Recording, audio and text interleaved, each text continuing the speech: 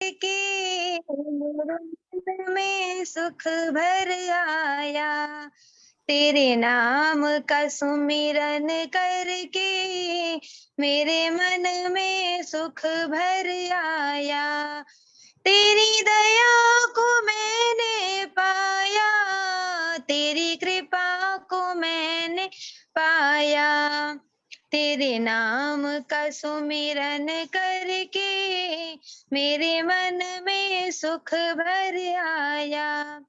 दुनिया की ठोकर खाकर जब हुआ कभी भी सहारा, दुनिया की ठोकर खाकर जब हुआ कभी भी सहारा, ना पाकर अपना कोई जब मैंने तुझे पुकारा, ना पाकर अपना कोई जब मैंने तुम्हें पुकारा। हे नाथ मेरे सिर ऊपर तूने अमृत बरसाया। हे नाथ मेरे सिर ऊपर तूने अमृत बरसाया। तेरी कृपा को मैंने पाया, तेरी दया को मैंने पाया। तेरे नाम का सुमिरन करके मेरे मन में सुख भर आया। तू संग में था नित मेरे, ये नैना देख न पाए। चंचल माया के रंग में ये नैन रही उलझाए। तू संग में था नित मेरे, ये नैना देख न पाए। चंचल माया के रंग में ये नैन रहे उलझाए। जितनी भी बार गिरा हूँ तूने पग पग मुझे उठाया। जितनी भी बार गिरा हूँ तूने पग पग मुझे उठाया। तेरी कृपा को मैंने पाया, तेरी दया को मैंने पाया। तेरे नाम का सुमिरन करके मेरे मन में सुख भर आया। भव सागर की लहरों में जब भटकी मेरी नैया, तट छूना भी मुश्किल था, नहीं दिखे कोई भी खिवैया। तू लहर बना सागर की मेरी नाव किनारे लाया। तेरे नाम का सुमिरन करके मेरे मन में सुख भर आया। हर पल तुम्हारी हो मेरे, हर तरफ तेरा उजियारा। निर्लेप प्रभु जी मेरे, हर रूप तुम्ही ने धारा। तेरी शरण में हो के दाता, तेरा तुम ही तो चढ़ाया। तेरे नाम का सुमिरन करके मेरे मन में सुख भर आया। धन्यवाद। बहुत बहुत आशीर्वाद वेदांती बिटिया। और मैं देख पा रहा हूँ पूर्व जस्टिस सम्मानित श्री सज्जन सिंह कोठारी जी को। जी अनीता कोठारी नाम से आप जुड़े हुए हैं, मैं लेकिन समझ गया कोठारी तब पीछे जुड़ा। पूर्व लोकायुक्त थे आप राजस्थान सरकार की और सदस्य परोपकारी सभा की। उनका स्वागत है, आज की अध्यक्षता कर रहे हैं। मैं निवेदन करूंगा सम्मानित आनंद पुरुषार्थी जी कि आप अपना चित्र खोल कर सामने आ जाए। समय हो चुका है। नंदिता जी का भजन जब वो जुड़ जाएगी तो बाद में कभी देखा जाएगा, हो जाएगा। मैं निवेदन करूंगा मुनि पुरुषोत्तम वानप्रस्थी जी से कि अवलंब 2 शब्दों से उनका स्वागत करते हुए आमंत्रित करें आनंद प्रसाद जी के लिए।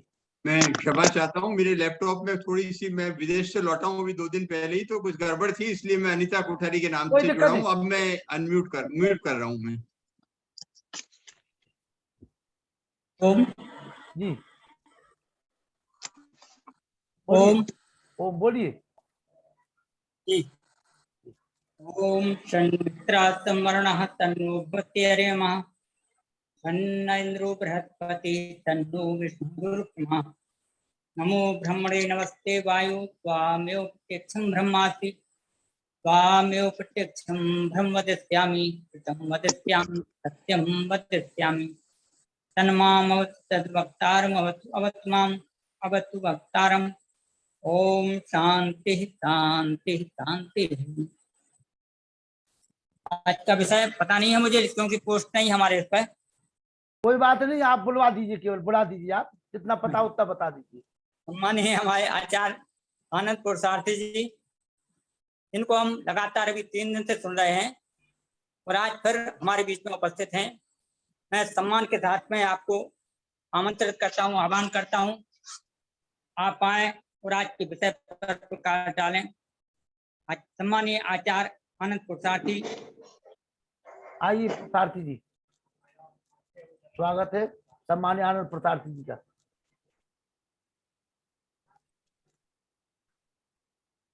पुरुषार्थी जी जी आइए।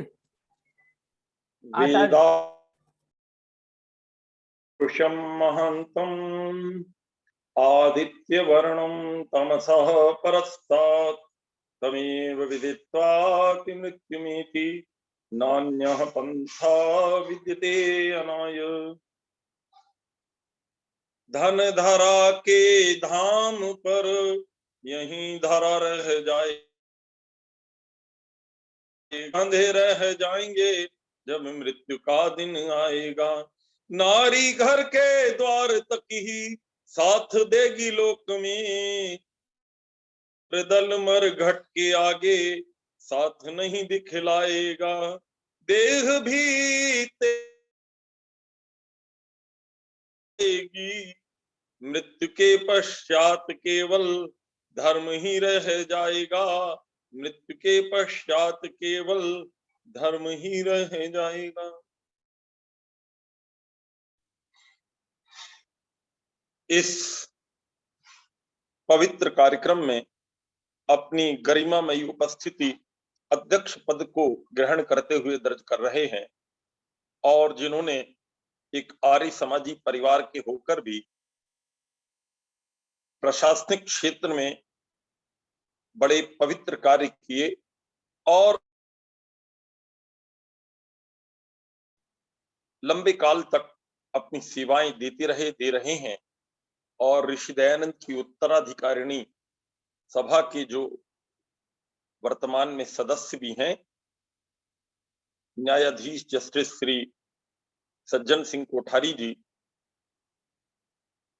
मेरे बड़े अच्छे मित्र और बड़े अच्छे विचारक, जो पूना में रहकर वैदिक धर्म और संस्कृति का अपने ढंग से कार्य कर रहे हैं। श्रीमान भ्राता राजेश भागवत जी, पत्नी और मेरी बहन श्रीमती डॉक्टर शीतल जी, भ्राता डॉक्टर व्यासनंदन शास्त्री जी, जब से वो इस संस्था, मुझे लगता है शायद ही उन्होंने कभी गैप दिया हो, प्रतिदिन किसी भी विद्वान का प्रवचन हो, वे अपनी निरंतरता बना के रख। और अच्छे हमारे मित्र और यजमान इस कार्यक्रम में जुड़ गए हैं। भ्राता विजय कुमार शर्मा जी, जो आप भीलवाड़ा में रहते हैं, और आपके पिता और आपका समस्त परिवार वैदिक धर्म से पूरी तरह ओतप्रोत के सिलीगुड़ी के परिवार में मुझे रहने का सौभाग्य भी प्राप्त हुआ। इसके अतिरिक्त भी इस पूरे कार्यक्रम में अनेक महानुभाव जुड़े हैं। मैं आप सभी का अभिनंदन वंदन करता हूं, और ऐसे अनेक महानुभाव हैं जिनके नाम उसमें लिखे हुए हैं और वे जुड़े, मैं यहाँ देखकर बड़ा अच्छा महसूस कर रहा हूं। बड़ी श्रद्धा से आप सब अलंकृत हैं। आप में से जिन महानुभावों ने अभी तक एक भी दिन अपना स्नेह नहीं प्रदान किया है, अपना वक्तव्य नहीं दिया है। मेरे प्रवचन के बाद भ्राता लखनलाल जी आपका दो मैं अब अपने इस कार्यक्रम को प्रारंभ करता हूं, व्याख्यान को। अपना जो कल का प्रवचन था, विषय था पवित्र सज्जनों, वो पत्ते के ऊपर, पीपल के पत्ते पर ठौर ठिकाना, पत्ते के ऊपर अपना जीवन, इस प्रकार। और मैंने आपसे निवेदन भी कल किया था कि ये वेद के एक मंत्र से विद्वान लोग इस बात को समझ पाए हैं। और वेद हमारी माता है, जितनी भी बातें हम समझते हैं मूलतः वहीं से ही। अश्वत्थे वो निषदनम, पर्णे वो वस्तिष्कृता, गो भाजायत किला सथ यत सनभत पुरुषम। ये जो से ये बात पवित्र सज्जनों हमको लेनी होगी। मैंने आपसे निवेदन किया था, महर्षि दयानंद ने 9वें समुल्लास में इस प्रश्न को उठाया है, मृत्यु, जीवन, विद्या, अविद्या, और जिसको आप मोक्ष कहते हैं, बंध कहते हैं, ये पूरे विषय जो हैं ऋषि दयानंद ने बड़े अच्छे से उठाए। और जब इस चर्चा को हमने कल समझने का प्रयास किया कि आत्मा और हमारे शरीर के बीच में क्या अंतर है, तो हमने पंच कोशों को समझा, हमने अपनी तीनों अवस्थाओं को समझा, और सुषुप्ति, और हमारे 3 शरीर जो हैं हमने इनको भी कल समझने का प्रयास किया।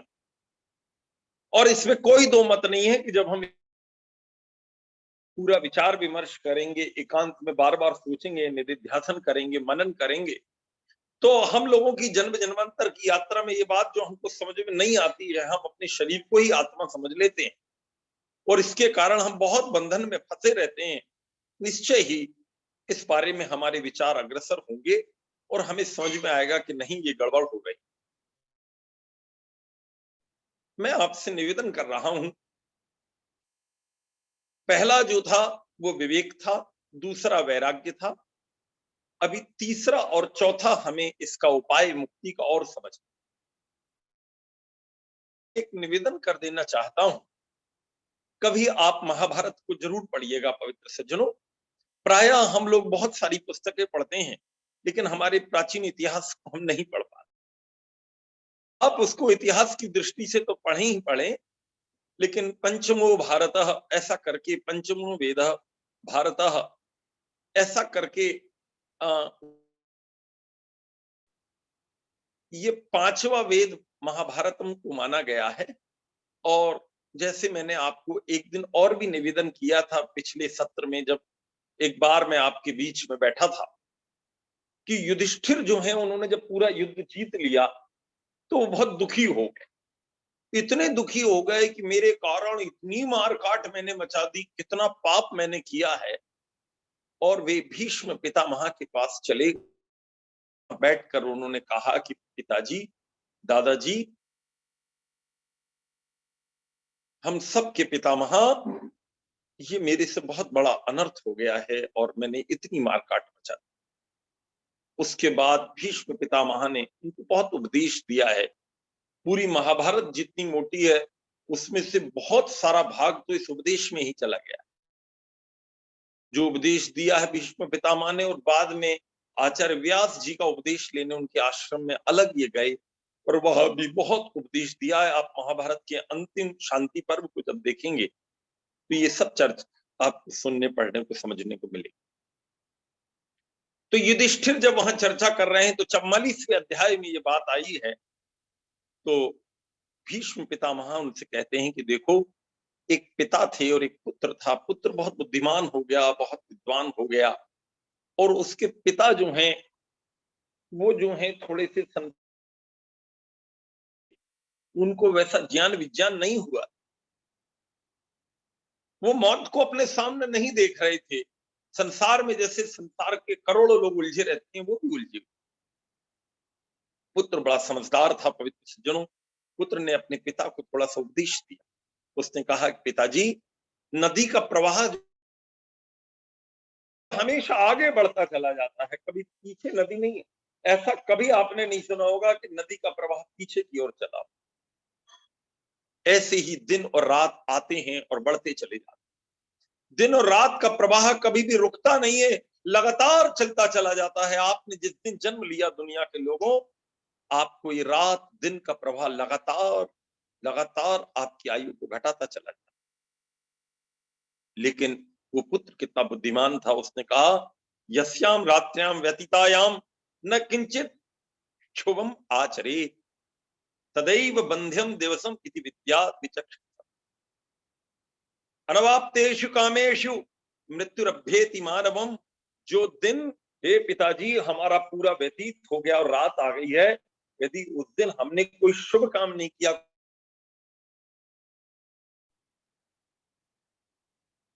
कोई दान धर्म नहीं किया, कोई आध्यात्मिक साधना नहीं की, कोई अच्छा स्वाध्याय नहीं किया, तो समझ लेना वो दिन मेरे पूरे जीवन का सबसे बेकार दिन।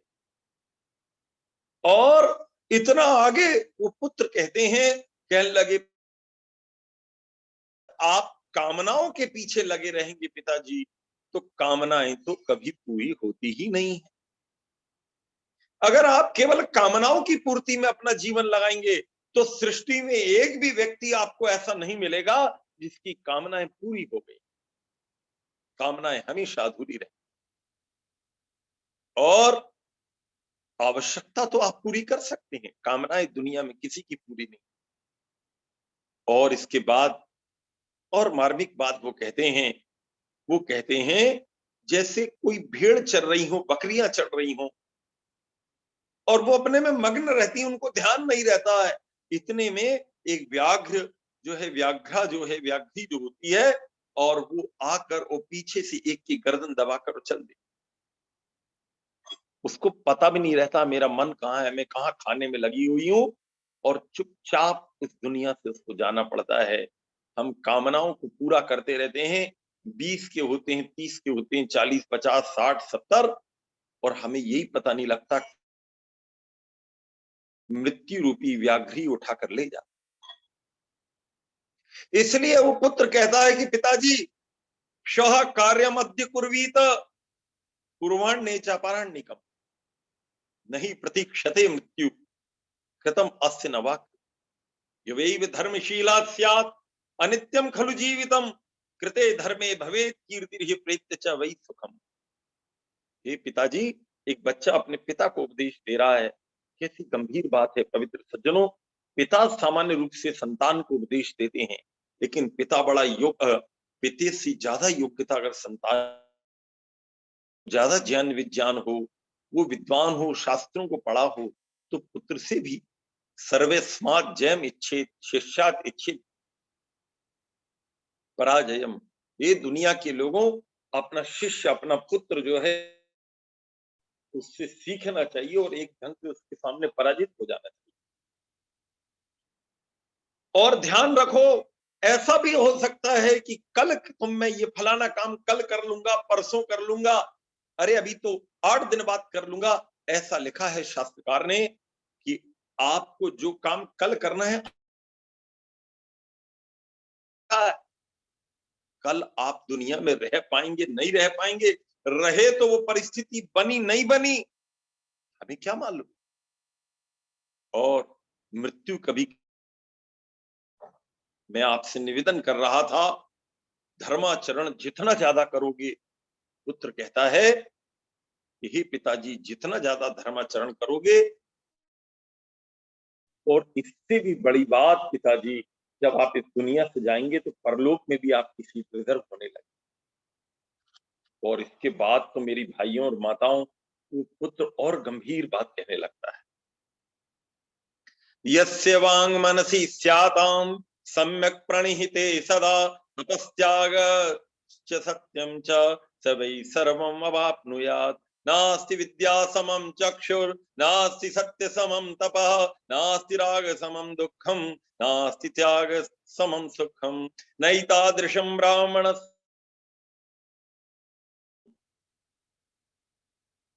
पवित्र सज्जनों, एक ब्राह्मण का वित्त क्या होता है ये बताने का प्रयास किया है उस संतान। यथैकता समता सत्यता च शीलम स्थितिरार्जवम दंड त्याग ततस्तस्योपरमा क्रियाभ्यः। सज्जनों, और अपन अपने आप को इसमें तौलते चले जाएं, महाभारतकार कहाँ हमको ले जाना चाहते हैं, और वो नया युवक अपने पिता को क्या बताना चाहे। यस्य वांग मनसी स्याताम सम्यक प्रणहिते सदा, जिसका मन और वाणी हमेशा एकाग्र रहती है। वाणी से हर कुछ बोल देना, मन से इधर उधर विचरते रहना, इसका मतलब मन बड़ा चंचल। अगर ऐसी परिस्थिति है तो बड़ी गड़बड़ है। लेकिन वो कहते हैं, कहने लगे, यदि तुम्हारी वाणी और मन दोनों एकाग्र हैं और त्याग तप और सत्य से तुम संपन्न स्थिति में अपने आप को महसूस करते हो, तो समझ लो तुम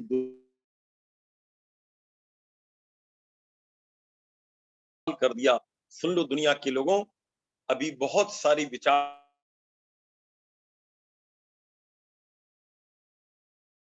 बना। हमारे भारत में भी ऐसे बहुत सारे लोग हैं जो बच्चे से कहते हैं थोड़ा बहुत पढ़ ले बस काम चल जाएगा, क्या जरूरत है स्कूल जाने की, रोटी कमाने में कहाँ। लेकिन पवित्र सज्जनों, हजारों साल पहले हमारे आचार्य व्यास विद्या समम चक्षु, आंखें जो हैं सच्ची आंखें तो विद्या की आंखें। ऐसे बहुत लोग हैं जिनकी आंखें नहीं है, लेकिन विद्या की आंखों से उनका जीवन प्रकाशित। सत्य समम तपा, ये दुनिया के लोगों, सत्य जैसा दुनिया में कोई तप नहीं। और नास्ति राग समम दुखम, ऐसी कोई दुनिया दुख जैसा दुनिया में, अटैचमेंट जैसा कोई दुख दुनिया में आपको नहीं मिलेगा। इसी के कारण आदमी बहुत पाप करता है। नास्ति त्याग समम सुखम, ये दुनिया के लोगों, जैसे ही हम किसी चीज को छोड़ देते हैं तो हम सुखी हो जाते हैं। हमारी यात्रा बदल जाती है जब हम डिटैचमेंट की ओर बढ़ने लगते, का परित्याग करने लगते हैं, तो उससे बड़ा आनंद आता है। हमारे ऋषि दयानंद को देख लो, एक समय ऐसा आया कि एक लंगोट तक उनके पास बस उन्होंने रखी है, 2 लंगोट भी नहीं रखी। उनको लगा कि कुंभ के मेले में मैंने इतना प्रयास किया, इसके बाद भी मेरा प्रभाव नहीं पड़ा, यद्यपि बहुत प्रभाव पड़ा था। ऋषि दयानंद एक लंगोटी पर रह गए और सब कुछ छोड़ दिया कुंभ के मेले। ये हमारे आचार्यों का, हमारे ऋषियों का, हमारे महापुरुषों का ये बहुत बड़ा उत्थान का दृश्य, ये उनकी परंपरा का दृश्य हमारे हृदय को बिल्कुल हृदय में हिला देना चाहिए। पवित्र सज्जनों, उससे बोला, हे पिताजी, यदि आप सच्चे ब्राह्मण बनना चाहते हो तो मत उलझो दुनिया में। उसने कहा, बेटा बताओ, सच्ची संपत्ति, सच्चा वित्त, सच्ची योग्यता ब्राह्मण की क्या है? ब्राह्मण बनना क्या इतना सरल है? नहीं नहीं, बड़ा कठिन है। नंबर 1, दुनिया के लोगों ध्यान से सुन लीजिए कि ब्राह्मण की संपत्ति नंबर 1 ईश्वर के समान चाहिए। यथैकता समता, नंबर 1 इक्वलेंट अपने आप को बना लेना, भगवान जैसा निर्लिप्त है, भगवान जैसे ऊंचे भाव का है, उसके भाव का ऊंचापन वो आपने कभी सुना हो किसी विद्वान के? No expectation, no vacation, no discrimination. ये सूर्य की व्याख्या में विद्वान लोग बताते हैं, व्याख्या में भी आप इसको लगा लीजिए। वो भेदभाव नहीं करता, वो छुट्टी नहीं लेता, वो अपेक्षा नहीं रखता, वो परमात्मा है दुनिया के लोग। तो भगवान के साथ हमारा सामने बैठ जाना चाहिए। किसी अच्छे आदमी से दोस्ती करना हो तो अच्छा बनना पड़ता है। ऐसा नहीं होता हम बुरे बने रहें और अच्छे के साथ लंबी मित्रता नहीं चली लेने चले हो तो अपने भावों को वैसा ही ऊंचा बनाना। मैं आपसे निवेदन कर रहा था पवित्र सज्जनों, इसके बाद सत्य, अगर आप झूठ बोलते हैं तो भगवान की निकटता आपको नहीं मिलेगी और सच्चा ब्राह्मणत्व आपके जीवन में कभी नहीं आएगा। ब्राह्मणत्व यदि पैदा करना है तो पड़ेगा पवित्र सत्य। यदि सत्य से अलंकृत हम नहीं हुए तो ब्राह्मणत्व हमारे जीवन में आ नहीं सकते। और इसके बाद कमाल हो गया, सदाचार। एक बार मैंने पिछले कभी प्रवचन में आपको बोला था लगभग जो 1 महीने 2 महीने पहले भ्राता जी के आग्रह पर मैंने आपकी सेवा की थी, तब मैंने आपको एक उदाहरण कि चरित्र 2 प्रकार का होता है, 2 types of character, individual character और सोशल कैरेक्टर। एक हमारा व्यक्तिगत चरित्र होता है और एक हमारा सामाजिक चरित्र होता है। ये हमारे जीवन में नहीं आए तो हमारे जीवन में जैसे पतन सा हो जाता है, और ये चरित्र हमारा कमजोर पड़ जाए तो हर चीज हमारी कमजोर पड़ जाती है। इसलिए ब्राह्मणत्व यदि प्राप्त करना चाहते हो तो आचार्य व्यास यहाँ आपको कह देना चाहते हैं कि आप सदाचार का पालन करें। और पवित्र सज्जनों, स्थिति रार्जवम दंड त्याग, परमात्मा के साथ हमारी निकटता हो, निष्ठा हो, उस पर गहरा विश्वास। पवित्र सज्जनों, उसके साथ हमारा गहरा विश्वास नहीं रहता, इसलिए तो इस गहरा विश्वास तुम्हारे मन में प्रभु के प्रति होगा, समझ लेना तुम उतने बड़े ब्राह्मणत्व को प्राप्त कर रहे हो। और पवित्र सज्जनों, यदि आपके जीवन में कुटिलता है, पवित्र सज्जनों, थोड़ी सी टेढ़ी मेढ़ी चाल चलते हैं आप, तो ये सांप की चाल है, ये ब्राह्मणत्व की चाल नहीं। आपको बिल्कुल निर्मल होना पड़ेगा। निर्मल मन जन सो मोई भावा, मोई कपट छल छिद्र न पावा। ये दुनिया के लोगों, छल छिद्र वाले को परमेश्वर क्या महापुरुष भी पसंद नहीं करते। मर्यादा पुरुषोत्तम राम ने अपने चिंतन में। और दंड त्याग, आपके साथ कोई अपराध जरूर करेगा, आप दुनिया में रहोगे, कोई गाली देगा, कोई अपमानित करेगा, कोई टांग खींचेगा, कोई आपको दिक्कत खड़ी करेगा, आप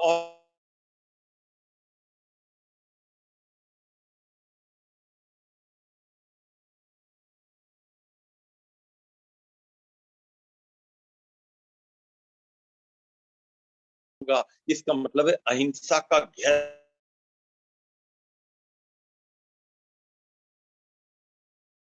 ध्यान रखना।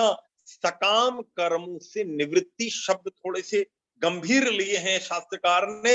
पवित्र सज्जनों, उन्होंने लिखा है ततश्चोपरमः क्रियाभ्यः, ये पंचमी विभक्ति है, क्रियाभ्यः। जो दुनिया भर के हो, इससे जितना उपरम हो जाओ उतना अच्छा। निष्कामता की ओर बढ़ जाओ। अब आप कहेंगे निष्काम क्या है? कल जो अध्यक्ष बन, उनके साथी जो थे स्वामी जी महाराज, उन्होंने ये बात कही, वेदामृतानंद जी महाराज, कि निष्कामता यदि जीवन में नहीं आती है तो बड़ी समस्या आती है पवित्र सज्जन। क्योंकि कामना के वशीभूत होकर हम उल्टे सीधे काम जरूर करते हैं। पवित्र सज्जनों, मैं आपसे निवेदन कर रहा,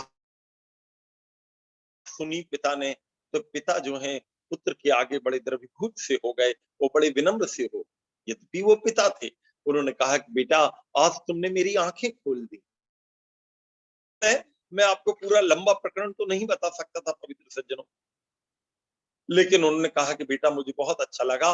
और भीष्म पितामह ने युधिष्ठिर को ये पूरी कहानी सुनाकर कहा, कहने लगे कि ये पूरी बात सुनने के बाद युधिष्ठिर, तुमको भी यथोचित धर्म का पालन करना चाहिए। जब वो पिता अपने जीवन को बदल सकता है, ही को। पवित्र सज्जनों, थोड़ी सी चर्चा आगे बढ़ी। उस शांति पर्व में भीष्म पितामह अपने पोते को, युधिष्ठिर जी महाराज को, जो युद्ध जीत कर आ गए थे, और वो शरसैया में पड़े हुए अगली बात कहते हैं, कहने लगे देखो युधिष्ठिर, नहुष जो थे उनके पुत्र थे, उनका नाम ययाति था। राजा ययाति बड़े प्रसिद्ध राजा हुए, और उन्होंने जो है, उन्होंने आचार्य बुद्ध हैं, एक मुनि हैं, एक बहुत अच्छे स्कॉलर हैं, एक बड़े ध्यानी मानी व्यक्ति हैं, उनके पास गए और कहा मुझे कुछ उपदेश दी, मैं कैसे अपने राह पर चलूं, क्या इसका तरीका है?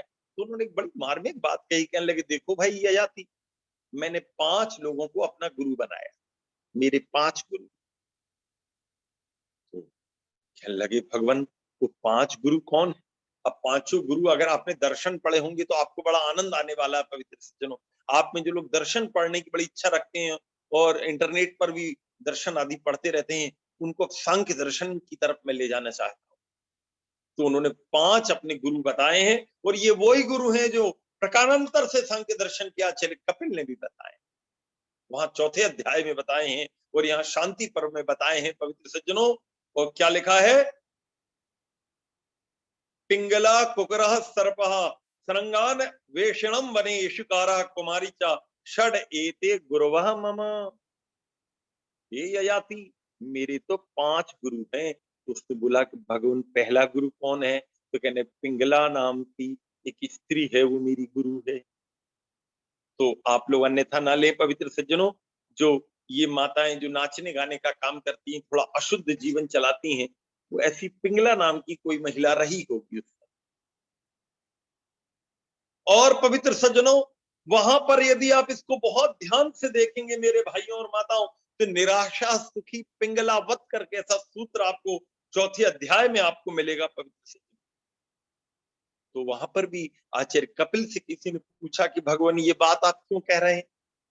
कहने पिंगला जो थी वो किसी व्यक्ति से बड़ा प्रेम करती।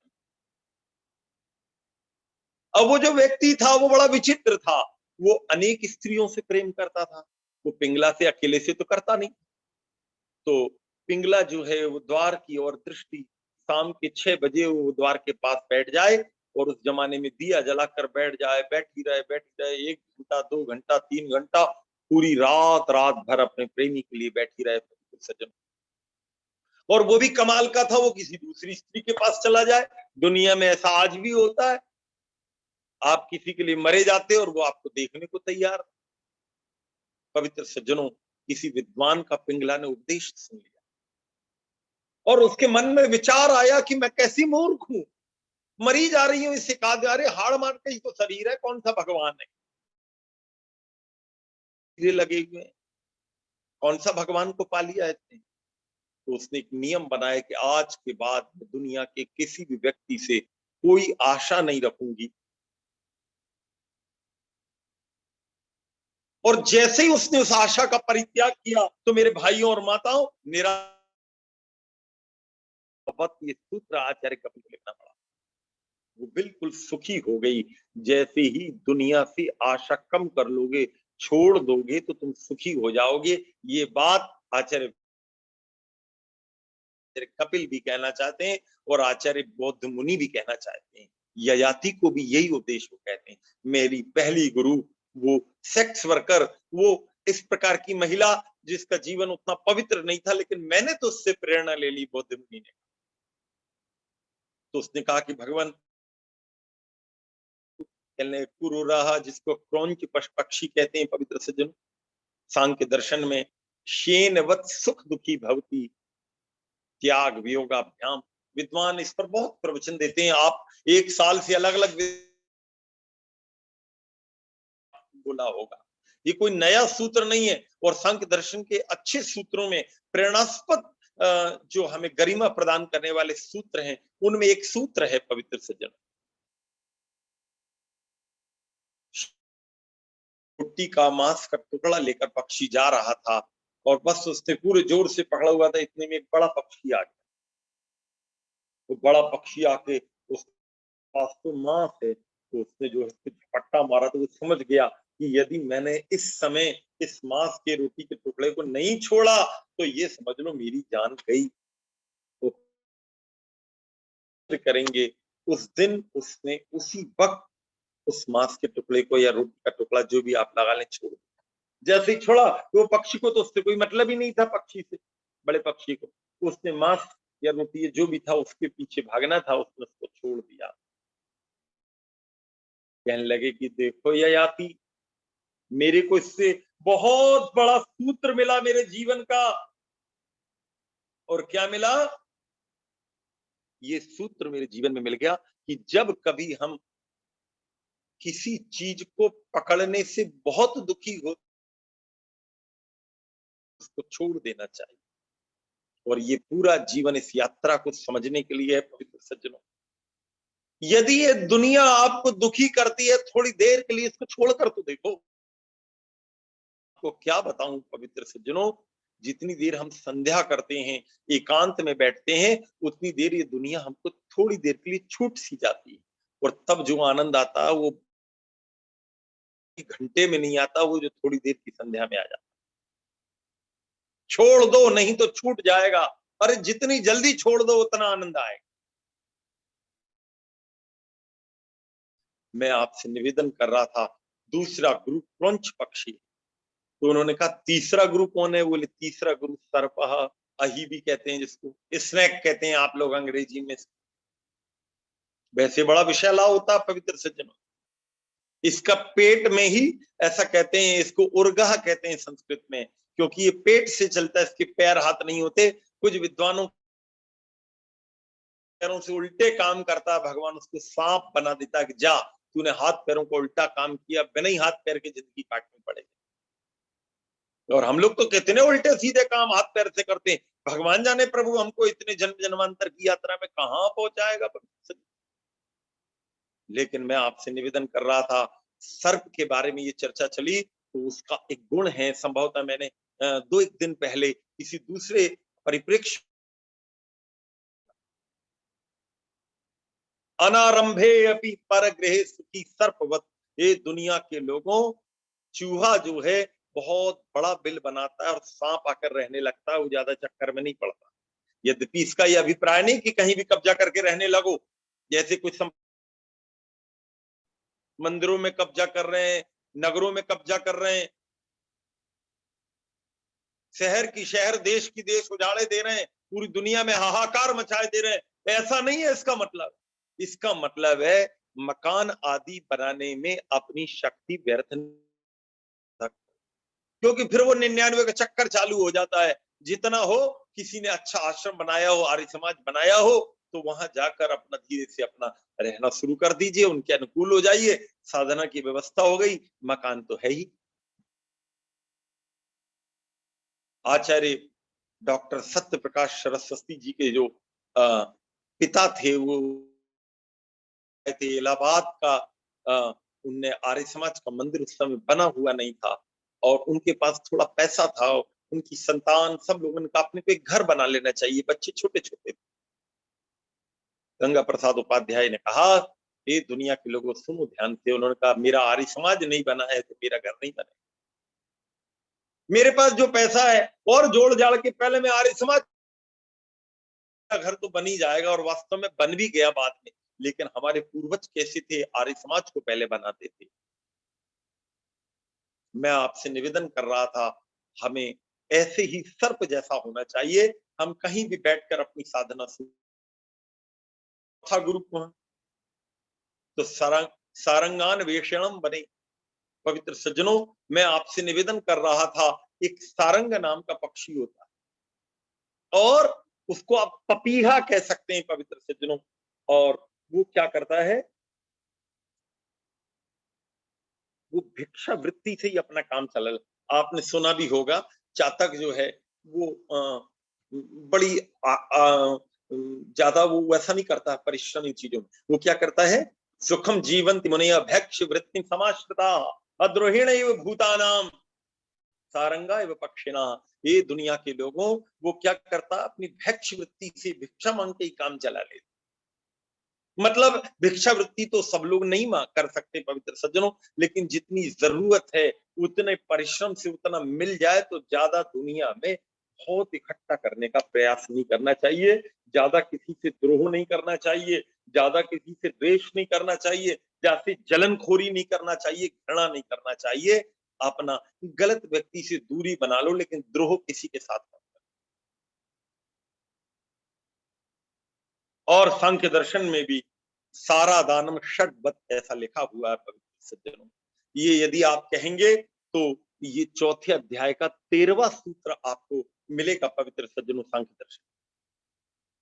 बहुशास्त्र गुरुपो अस्ने अपि, और सारा दानम षड्वत। बहुत सारे गुरुओं से विद्या ले लेना दुनिया के लोगों, लेकिन उसका सार पकड़ लेना, पूरे का सार तो बहुत कम ही होता। यदि आप सोचो कि पूरी दुनिया की समस्त किताबों को एक साथ पढ़ूंगा, पढ़ता ही रहूंगा, तो नहीं हो पाएगा पवित्र सज्जनों, सार ही लेना पड़ेगा। स्वल्पम तथायुर्बहवश्य विघ्ना सारम ततो ग्राह्यम पास्य फल्गु हंसैर्क्षत क्षीर निवाम मध्यात। जैसे हंस जो है अपना उतना ले लेता है जितना उसको जरूरत है, वो बाकी उस पानी के चक्कर में नहीं पड़ता। मैं आपसे निवेदन कर रहा था कि उसके बाद बुद्ध मुनि से ययाति ने कहा, भगवान आपका अगला गुरु कौन है? कहने लगे इशुकार। इसकी दो व्याख्याएं मुझे अलग अलग पढ़ने को मिली पवित्र सज्जनों, हो सका तो दोनों ही आप। एक बाण बनाने वाला बाण की धार तेज कर रहा था और बाजू से राजा की सवारी निकल गई, तो पवित्र सज्जनों उसने उस तरफ देखा भी नहीं, उसको ध्यान भी नहीं कि राजा की सवारी निकल गई। आपने सुना भी होगा कि अकबर एक बार नमाज पढ़ रहा था जंगल में, और इसलिए जब वो नमाज पढ़ रहा था तो बाजू से एक माताजी निकल गई। उनके पतिदेव जो है उनकी तबीयत बहुत खराब थी, तो उनके लिए औषधि लेने के लिए तेजी से निकली। तो पता लगा पतिदेव वहां पर बीमार हैं, वहां तक मुझे औषधि लेके जल्दी पहुंचना। तो उनको ध्यान ही नहीं रहा कि रास्ते में कोई नमाज पढ़ रहा, पूजा कर रहा, पाठ, मुझे क्या लेना देना। उसके पति के कारण वो बड़ी व्यथित थी कि मेरे पतिदेव ठीक हो जाए। तेजी से निकली तो वो जो महाराजा अकबर थे वो अकेले जंगल में कहीं गए होंगे, उस समय वहां कोई नहीं था, तो उनके चादर के ऊपर उनका जो दरी टाइप की बिछी थी उस पर पैर रखा गया। तो राजा अकबर जो है उसको बड़ा गुस्सा आया। उस समय तो वो नमाज कर रहे थे, कुछ नहीं बोला। लौट कर वो माताजी लौट रही थी अपने पतिदेव के साथ, पतिदेव को बड़े आदर से बुला रही थी, तो रास्ते में अकबर मिला। अकबर ने उसको कहने, क्या बात है राजन? बादशाह अकबर, कहिए क्या बात है? कहने लगे, तुम कितनी मूर्ख हो, मेरे जो है तुमको कोई ध्यान है? मेरे चादर के ऊपर से मैं नमाज पढ़ रहा था तुमने। कहने लगे, अच्छा, गुस्ताखी माफ हो, लेकिन मेरा आपसे प्रश्न ये है कि मैं तो अपने पतिदेव नहीं रहा कि नीचे किसकी चादर बिछी हुई। अरे तुम तो नमाज पढ़ रहे थे अकबर जी, बादशाह सलामत, तुम तो नमाज पढ़ रहे थे, भगवान से मिलने का प्रयास कर रहे थे, उसकी प्रार्थना कर रहे थे, तुमको कैसे पता लग गया कि मैं निकल गई यहाँ? बादशाह अकबर को काटो तो खून नहीं पड़ा, नतमस्तक हो गए। बोले, बहन मेरी आंख खोल दी। मैं आपसे निवेदन कर रहा था पवित्र सज्जनों, वो जो बाण बनाने वाला उसको ध्यान ही नहीं कि राजा की सवारी निकल गई, वो इतना तन्मय होकर बना रहा था। और दूसरा ये है कि जब बाण का निशाना लगाया जाता, अर्जुन की वो कथा आपने सुनी होगी कि मुझे केवल चिड़िया की आंख दिखाई दे रही है गुरुदेव, और कुछ नहीं दिख रहा। होंगे तो भटकन बहुत ज्यादा होगी। नंबर एक, ईश्वर को लक्ष्य बना ले हम भगवान, अगर तुझे हमने लक्ष्य बनाया तो हमारी भटकन समाप्त हो जाएगी। ये इशुकार को वहां पर इस प्रकार से प्रस्तुत किया है। और पवित्र सज्जनों, एक और वहां पर उन्होंने बोला कि पांचवा, आप और बताइए भगवान कि आप और किसको अपना गुरु मानते हैं? तो कहने लगे कि देखिए ययाति, मैं कुमारी को अपना गुरु मानता हूं। इसका वहां पर भी बहुभिर योगे विरोधो रागादि कुमारी शंखवत, ऐसा करके सांख्य दर्शन में सूत्र आता है। पवित्र सज्जनों, जो बहुत लोगों के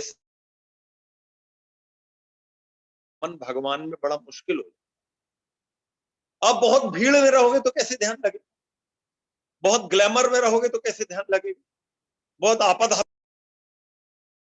पवित्र सज्जनों, बहुत कम लोगों तक अपना संपर्क एक साधक को कर रखना चाहिए जितना आवश्यक है। ऋषि की स्थिति अलग थी, हम लोगों की स्थिति अलग है पवित्र सज्जनों। और दूसरा वहां पर ऐसा बताया हुआ है, जब मैंने सांख्य दर्शन भी पढ़ा था गुजरात के दर्शन महाविद्यालय में, तो गुरुदेव ने ये बात वहां पर भी बताई थी, स्वामी कि ये जो कुमारी है उसके पास जो है एक माला थी, और वो माला जो है उसमें बहुत सारे शंख की बनी हुई माला थी। तो आवाज बहुत कर रही थी, एक एक करके उसने उसके वो पूरे निकाल दिए, तो वो अकेली रह गई। पवित्र सज्जनों, वो पूरी आवाज बंद हो गई। स्वामी जगदीशानंद जी महाराज ने दिया है जो नीचे के कॉलम में बड़ा स्पष्ट करते हुए कि यदि कोई व्यक्ति इस प्रकार करता है तो वो धीरे धीरे धीरे उसके जीवन की आपदा भी कम हो जाती जब वो अकेला रहकर साधना करता है। निवेदन कर रहा था कि जो अपना विषय चल रहा है, पहला है विवेक, दूसरा है वैराग्य, और तीसरा है सठ संपत्ति। ये बड़ा मार्मिक विषय है पवित्र सज्जनों। पहला उसमें जो 6 हैं, शम, दम, उपरति, तितिक्षा, श्रद्धा, 6 चीजों को सठ संपत्ति कहा गया पवित्र सज्जनों। ये 6 संपत्तियां हैं जीवन। नंबर 1 शम, वैसे शम का अर्थ तो मोटा मोटा शांति होता है, लेकिन पवित्र सज्जनों, जब हम आत्मा और अंतःकरण, जिसको मन कहते हैं, इसको अधर्माचरण से हटाकर धर्माचरण में पूरी तरह लगाने का प्रयास करते हैं, तो ये शम की स्थिति बताई गई है पवित्र सज्जनों। ये जीवन में धर्म अधर्म की यात्रा जरूर चलेगी आपकी, ये लड़ाई सबके साथ चलती है, आपके साथ भी चलेगी। उस समय मेरे भाइयों और माताओं, आपको ध्यान को किसी भी हालत में अधर्म की ओर नहीं जाने देना, यही तो परीक्षा है। दूसरा है दम। वैसे आपको सुनने को मिलेगा, लेकिन यहाँ पर आचार्य दयानंद जो है नवेस उल्लास में लिखते हैं कि पवित्र सज्जनों, हम अपनी श्रोत्र आदि जितनी भी इंद्रियां हैं, पांच ज्ञानेंद्रिय, क्या नाम से शरीर है, इसको गंदे अशुद्ध कार्यों से बचाकर, हटाकर और शुद्ध और पवित्र कार्यों में जितेंद्रिय चलाते जाएं, तो समझ लीजिए कि हम दम की ओर बढ़, अर्थात इंद्रियों पर नियंत्रण, मोटे रूप में जो बात समझ। तीसरा है उपरति। ये बड़ी समस्या है पवित्र सज्जनों। ये क्या है? जो दुष्ट पुरुष हैं, जो खराब लोग हैं, उल्टे सीधे काम करते हैं, उनसे जरा सा दूर रहने का प्रयास कीजिए। वो आपको उल्टा बना देंगे, वो अच्छे नहीं बनने वाले, आपको ही बुरा बना देंगे। ये दुनिया में होता आया, इसलिए मित्र की बहुत चर्चा विद्वानों से आप सुनते हैं। गलत लोगों से मित्रता करनी नहीं, उनसे थोड़ा दूर है। बिच्छू से 4 हाथ, लेकिन खराब आदमी से 100 हाथ दूर रहना चाहिए। पवित्र सज्जनों, अगला है चौथा, तितिक्षा।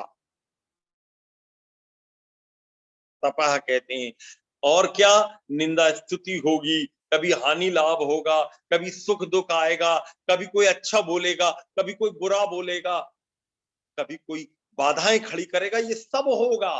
उस समय यदि तुम अपने आप को सहन करने की स्थिति में ले आते हो। जेलों में मुझे जाने का मौका मिलता है पवित्र सज्जनों, लगभग 65 से ज्यादा बार मैं जेलों में गया। पूना की जेल में भी गया, जयपुर से हमारे कोठारी जुड़े, इनकी जेल में भी हो आया हूँ। यहाँ की जो जयपुर की जेल है, और बहुत सारे पूरे भारत भर की और विदेश की भी जेल में एक बार मुझे मौका मिला जाने का। तो जेल में जब मेरे प्रवचन होते हैं, तो बहुत सारी बात उनको रखनी पड़ती, क्योंकि वो लोग तो बड़े खतरनाक लोग बैठे रहते हैं। आप में से जो लोग एडवोकेट्स हैं, डॉक्टर्स हैं, और हमारे जज साहब हैं, ये लोग तो बार बार देखते रहते हैं अपराधी कैसे होते हैं। हम लोग तो कभी जब भी देख पाते हैं, बड़े खतरनाक लोग सामने बैठे रहते हैं, और उनको बताना होता तो कई बार ये बात बताते हैं, भाई तुम अंदर कैसे आए, कभी विचार किया? तुमने सहन शक्ति अपनी कम कर ली तो तुम जेल में आ गए। जिसकी सहन शक्ति जितनी ज्यादा होती है, दुनिया के लोगों उसकी शक संपत्ति की बड़ी अच्छी स्थिति बनती चली जाती। सहन करना सीखो। दुनिया, सब कुछ दुनिया में कहा नहीं जाता, सब कुछ दुनिया में सहा नहीं जाता, लेकिन ध्यान रखना, उन्नति के लिए बहुत कुछ सहना भी पड़ता है और बहुत कुछ कहना भी पड़ता है। बहुत जरूरी होता है, वहां बड़ा जरूरी है, तो वहां करना ही। फिर है श्रद्धा। इसमें बड़ी कमी होती चली जा रही हिंदुओं में भी और आर्य समाजियों में।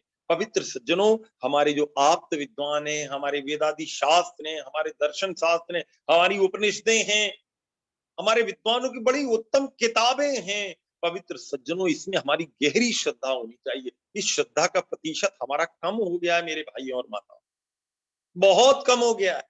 हमने स्वाध्याय बंद कर दिया। मैं आज पढ़ रहा था, साउथ कोरिया में एक बहुत बड़ा एक्सपेरिमेंट किया वहां के एक स्कॉलर ने। तो पता लगा साउथ कोरिया के जो बच्चे हैं, वो 10, 12, 15 साल तक की उम्र तक तो उनकी पढ़ने में रुचि होती है। धीरे धीरे वो रुचि कम होती जाती है, तो लगभग उनकी रुचि हद से ज्यादा कम हो जाती है।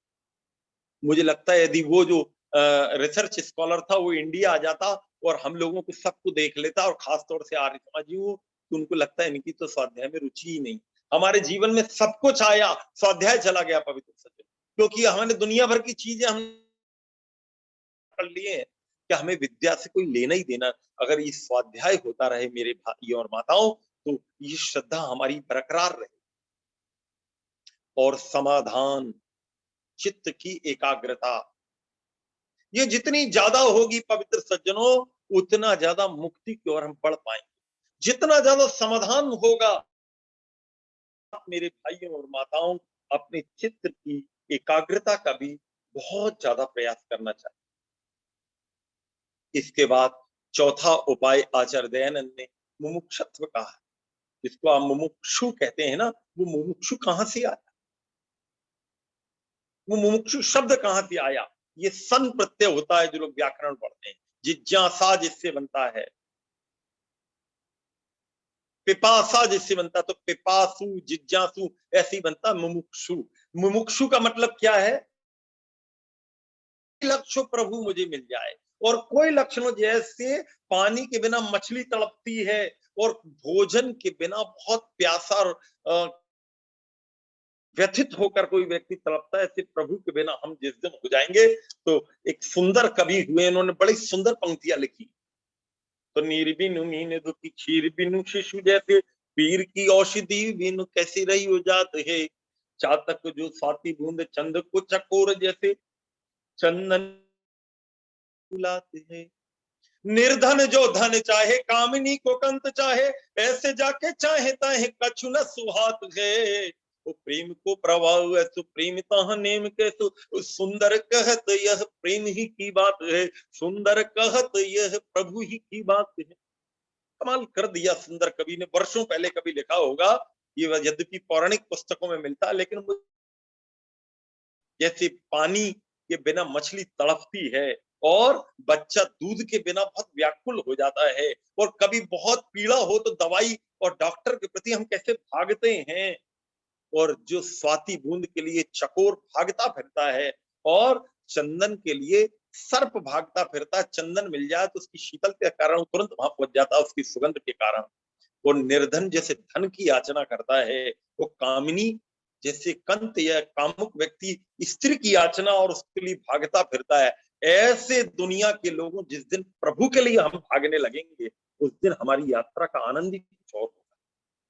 मैं आपसे निवेदन कर रहा था पवित्र सज्जनों, जो मेरा विषय मैंने आपके बीच में रखा था, और जो आपने बड़े तन्मय होकर सुना पवित्र सज्जनों, वो बात मेरी मूलतः है ये थी, अश्वत्थे निषदनम परणे वो वस्तिष्ठता। ये दुनिया के लोगों, ये जो पीपल का पत्ता है ना, नहीं है वो प्रेरणा क्या लेनी है कि इसका पता नहीं लगता कब गिर जाएगा, हमेशा हिलता रहता है। ये जीवन लगभग हिलता रहता है, पता ही नहीं कब हमारी टिकट कट जाएगी। मैं आपसे एक बात कह देना चाहता हूं पवित्र सज्जनों, गीता में एक बड़ी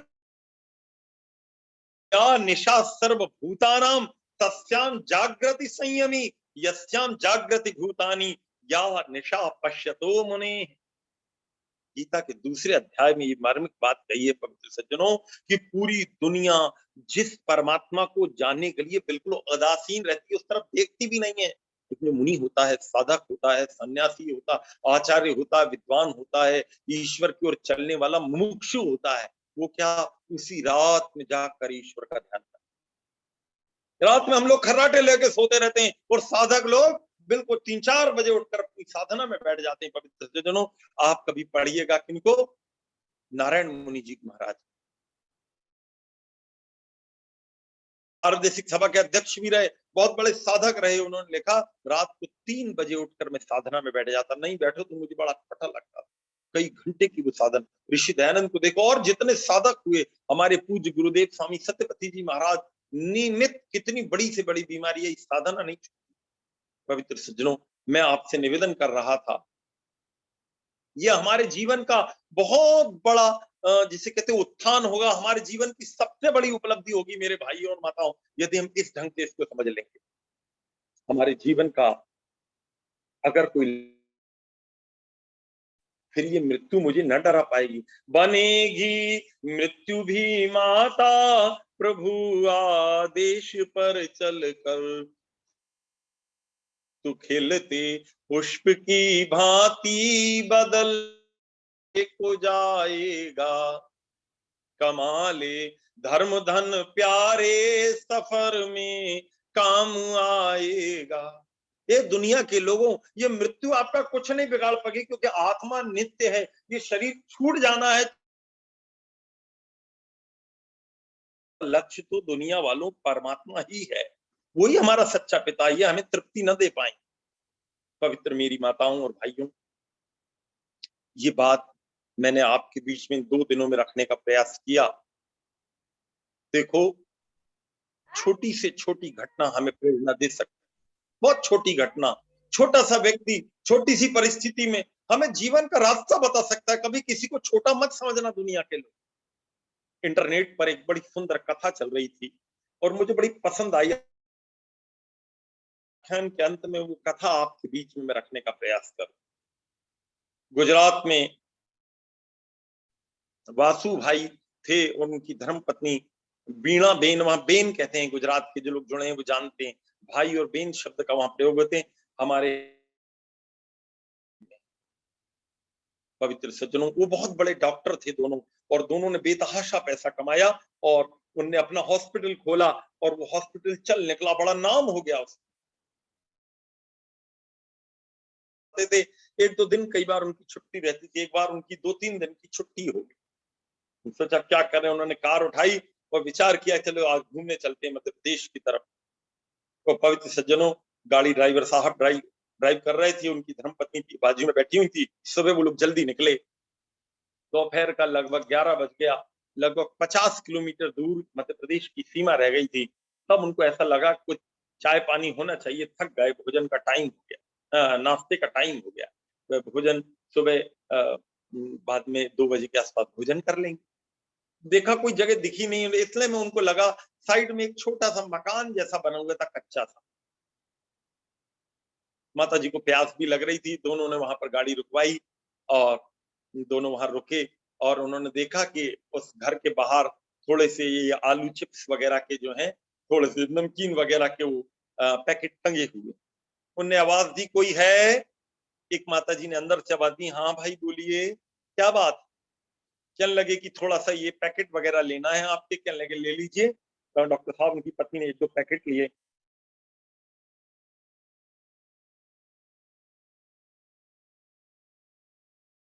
बेकार सी कुर्सी रखी हुई थी, गरीबी काफी थी, उन्होंने उस कुर्सी में से बैठकर वो चिप्स खाना शुरू कर दिया और उन्होंने बोला चाय जल्दी बना कर ले आओ।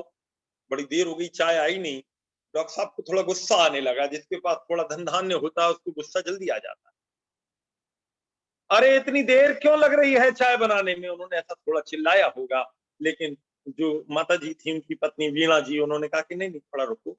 इतने में जो है वो जो अंदर वाली महिला है वो चाय लेकर आ गई। पुराने से कप थे और उनको कप देखकर डॉक्टर साहब का दिमाग थोड़ा सा खराब हो गया। उन्होंने कहा ये क्या है? बस बोलने ही वाले थे, तो उनकी पत्नी थोड़ी सी सौम्य थी, उन्होंने उनके हाथ रख दिया। हाँ, वो जो माता जी अंदर से आई, कहने लगी सुनो, वो बाबूजी अंदर मैं तुलसी लेने गई थी और थोड़ा सा आपकी चाय वैसी बना ले आई। डॉक्टर साहब एकदम शांत हो गए। जैसे ही चाय को उन्होंने मुंह में लगाया तो एकदम तृप्त हो गए। इतनी बेहतरीन चाय बनी थी कि उनको बड़ा अच्छा लगा। तो उन्होंने उनसे कहा कि आपने बहुत अच्छी चाय बनाई माता जी, आपका बहुत धन्यवाद। अब कृपया जो है आप पैसे बताइए कितने हुए? तो उन्होंने कहा 20 रुपए हुए। तो उन्होंने कहा हमने चाय भी पी और 2 पैकेट भी ये ले लिए। कहने लगे पैकेट के ही पैसे मांग रही हूँ बाबूजी, और चाय तो हमारी तरफ से। कहने लगे आपकी तरफ से क्यों? कहने लगे हम चाय बेचते नहीं, ये दुकान नहीं है, ये तो थोड़े नमकीन के पैकेट इसके पिताजी ले आए तो हम बेच देते हैं। तो उन्होंने कहा लेकिन आपने चाय इतनी अच्छी बनाई है माता जी, तो फिर कहाँ से लाई आप दूध? कहने लगे बच्चे का दूध है। कहने लगे बच्चे का दूध है तो क्यों बच्चे को? कहने लगे एक दिन बाबूजी आपने लिया, यही बहुत बड़ी बात है। उनको बड़ा आश्चर्य हुआ। उन्होंने उनसे कहा कि फिर दूध? कहने लगे मेरे पतिदेव की तबीयत खराब है, ठीक होती तो वो दूध ले आते, दूध ले आएंगे जब ठीक हो जाएंगे। और वो बिल्कुल एकदम हक्का बक्का रह गए। उन्होंने उनसे कहा कहाँ है आपके पतिदेव? अंदर देखे तो माता जी अंदर ले गई। बिल्कुल दुबला पतला मरियल से एक आदमी खाट में लेटा हुआ था। अत्यंत गरीबी का दृश्य था वो। बिल्कुल वहां पर खड़े हुए और कहा कि देखिए माता जी, हम दोनों डॉक्टर हैं, आपके पतिदेव की तबीयत खराब है।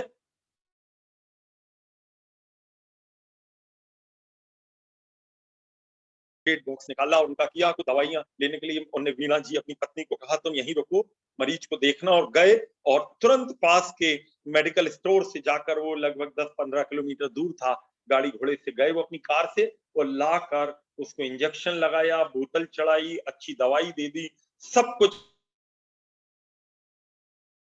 कि मुझे आपका बहुत अच्छा लगा और आप चिंता नहीं करिए। और उसके बाद वो मध्य प्रदेश गए। 1-2 दिन उनने उज्जैन इंदौर घूमा। लौट रहे थे तो खूब सारे खिलौने, थोड़ा भोजन आए और उनके बच्चे को दिए। उनकी पत्नी बड़ी खुश हुई, उसने कहा कि बाबूजी आपने जो दवाई दी थी मेरे पतिदेव पूरी तरह ठीक हो गए थे। क्या लगे, अच्छा आपके पतिदेव ठीक हो गए बहन, ये तो हमारा सौभाग्य है, आपके पतिदेव ठीक हो गए और ये मेरा पता है, ये मेरा कार्ड है, आपका मेरा द्वार आपके लिए हमेशा खुला है। वो लौट कर आए और जैसे ही आए अगले दिन सुबह जैसे ही उनके हॉस्पिटल का मैनेजर रिसेप्शनिस्ट आया, उनने उसके पास बैठे और उससे कहा एक बात सुन भैया, आज के बाद तू नियम बना कि किसी भी गरीब से कोई फीस नहीं लेना। क्या लगे, ऐसा कैसे करेंगे सर, अपने हॉस्पिटल के इतने खर्च। बोले जिसकी परिस्थिति अच्छी है उससे फीस लेंगे, जिसकी परिस्थिति कमजोर है उससे कोई फीस नहीं ली जाएगी। मैंने ऐसा कभी भी नहीं होने दूंगा कि कोई व्यक्ति कोई मरीज लौट कर चले जाए। जब उन्होंने नियम बनाया, उन्होंने और उनकी पत्नी ने, तो पूरा जो हॉस्पिटल का ये मेडिकल का जो क्षेत्र है उसमें हंगामा मच गया। अब फ्री में इलाज करने लगे तो भीड़ लग जाएगी वहां। तो जो पूरे मेडिकल एसोसिएशन के डॉक्टर एसोसिएशन थे, उन लोगों ने एक मीटिंग बुलाई और डॉक्टर साहब को उसमें बुलाया और सब ने मिलकर, और प्रेसिडेंट ने भी उनसे कहा कि सर ये क्या कर रहे हैं आप, भाई आप फीस कम ले सकते हो लेकिन ये फ्री कैसे कर दिया आप। तो उन्होंने एक बात उनसे कही, पवित्र सज्जनों ये कहनी थी, जब मैंने पढ़ी तो मेरे से बैठते नहीं बनाए पूरी।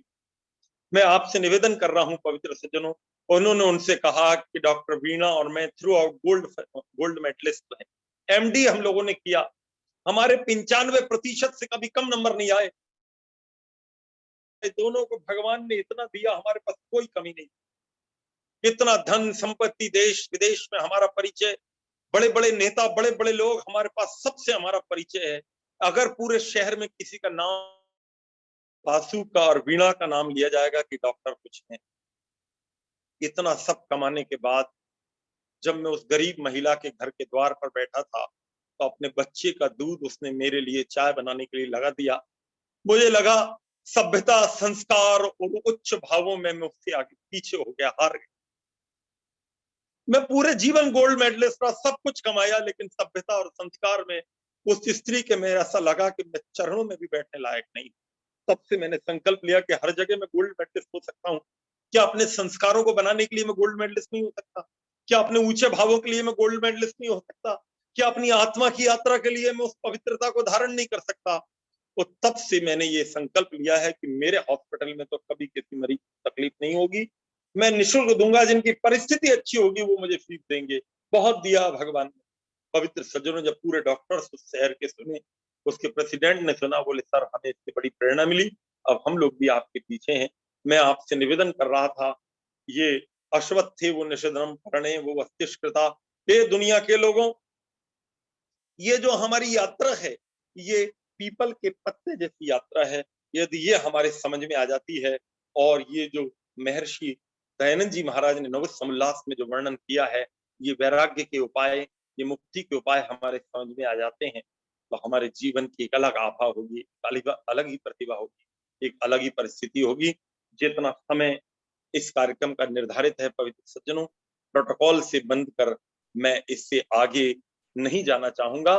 सबसे बड़ी बात मैं आपसे कहना चाहता हूं, मेरे आग्रह पर आज बहुत सारे मेरे मित्र जुड़े हुए हैं, मैं उन सब का यहाँ अभिनंदन करता हूं। बहुत दूर दूर से आज ऐसे लोग जुड़े हैं जिनको आपने पहले संभवतः इस कार्यक्रम में कभी देखा ही नहीं होगा, लेकिन वो लोग इतनी पवित्र भाव से आज जुड़े हैं। पवित्र सज्जनों, मैं उन सब का अभिनंदन करता हूं। और सबसे बड़ी बात यह है पवित्र सज्जनों कि हमारे केपी पटेल जी जुड़े हुए हैं, हमारे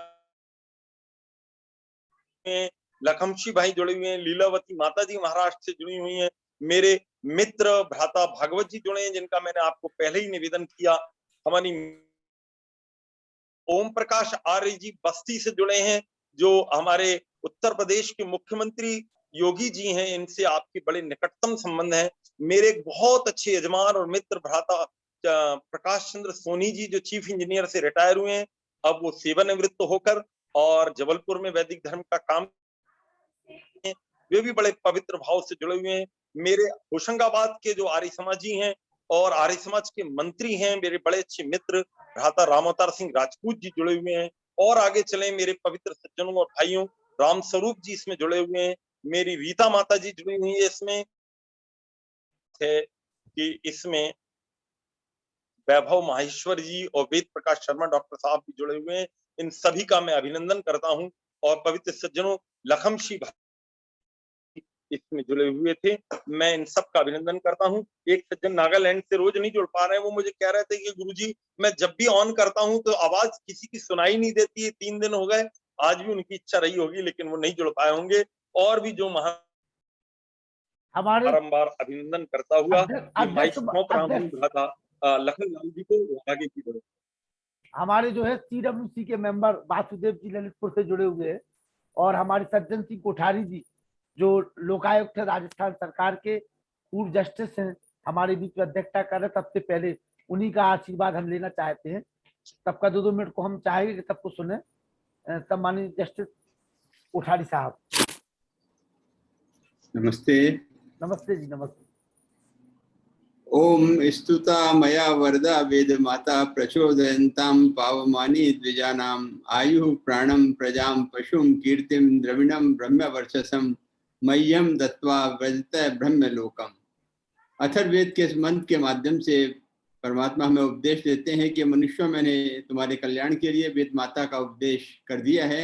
यह वेदवाणी कर्मशील मनुष्यों को पवित्र करने वाली है। जो वेद का अध्ययन कर तदनुसार आचरण करेगा, उसका जीवन पवित्र, निर्दोष और निष्पाप तो बनेगा ही, साथ ही उसे दीर्घायु, जीवन शक्ति व सुसंतान की प्राप्ति होगी। पशुधन, धन धान्य, ऐश्वर्य और वैभव की उसे न्यूनता नहीं रहेगी। चहुं दिशाओं में उसकी कीर्ति चंद्रिका छिटकेगी तथा ब्रह्म तेज ज्ञान बल निरंतर बढ़ता रहेगा।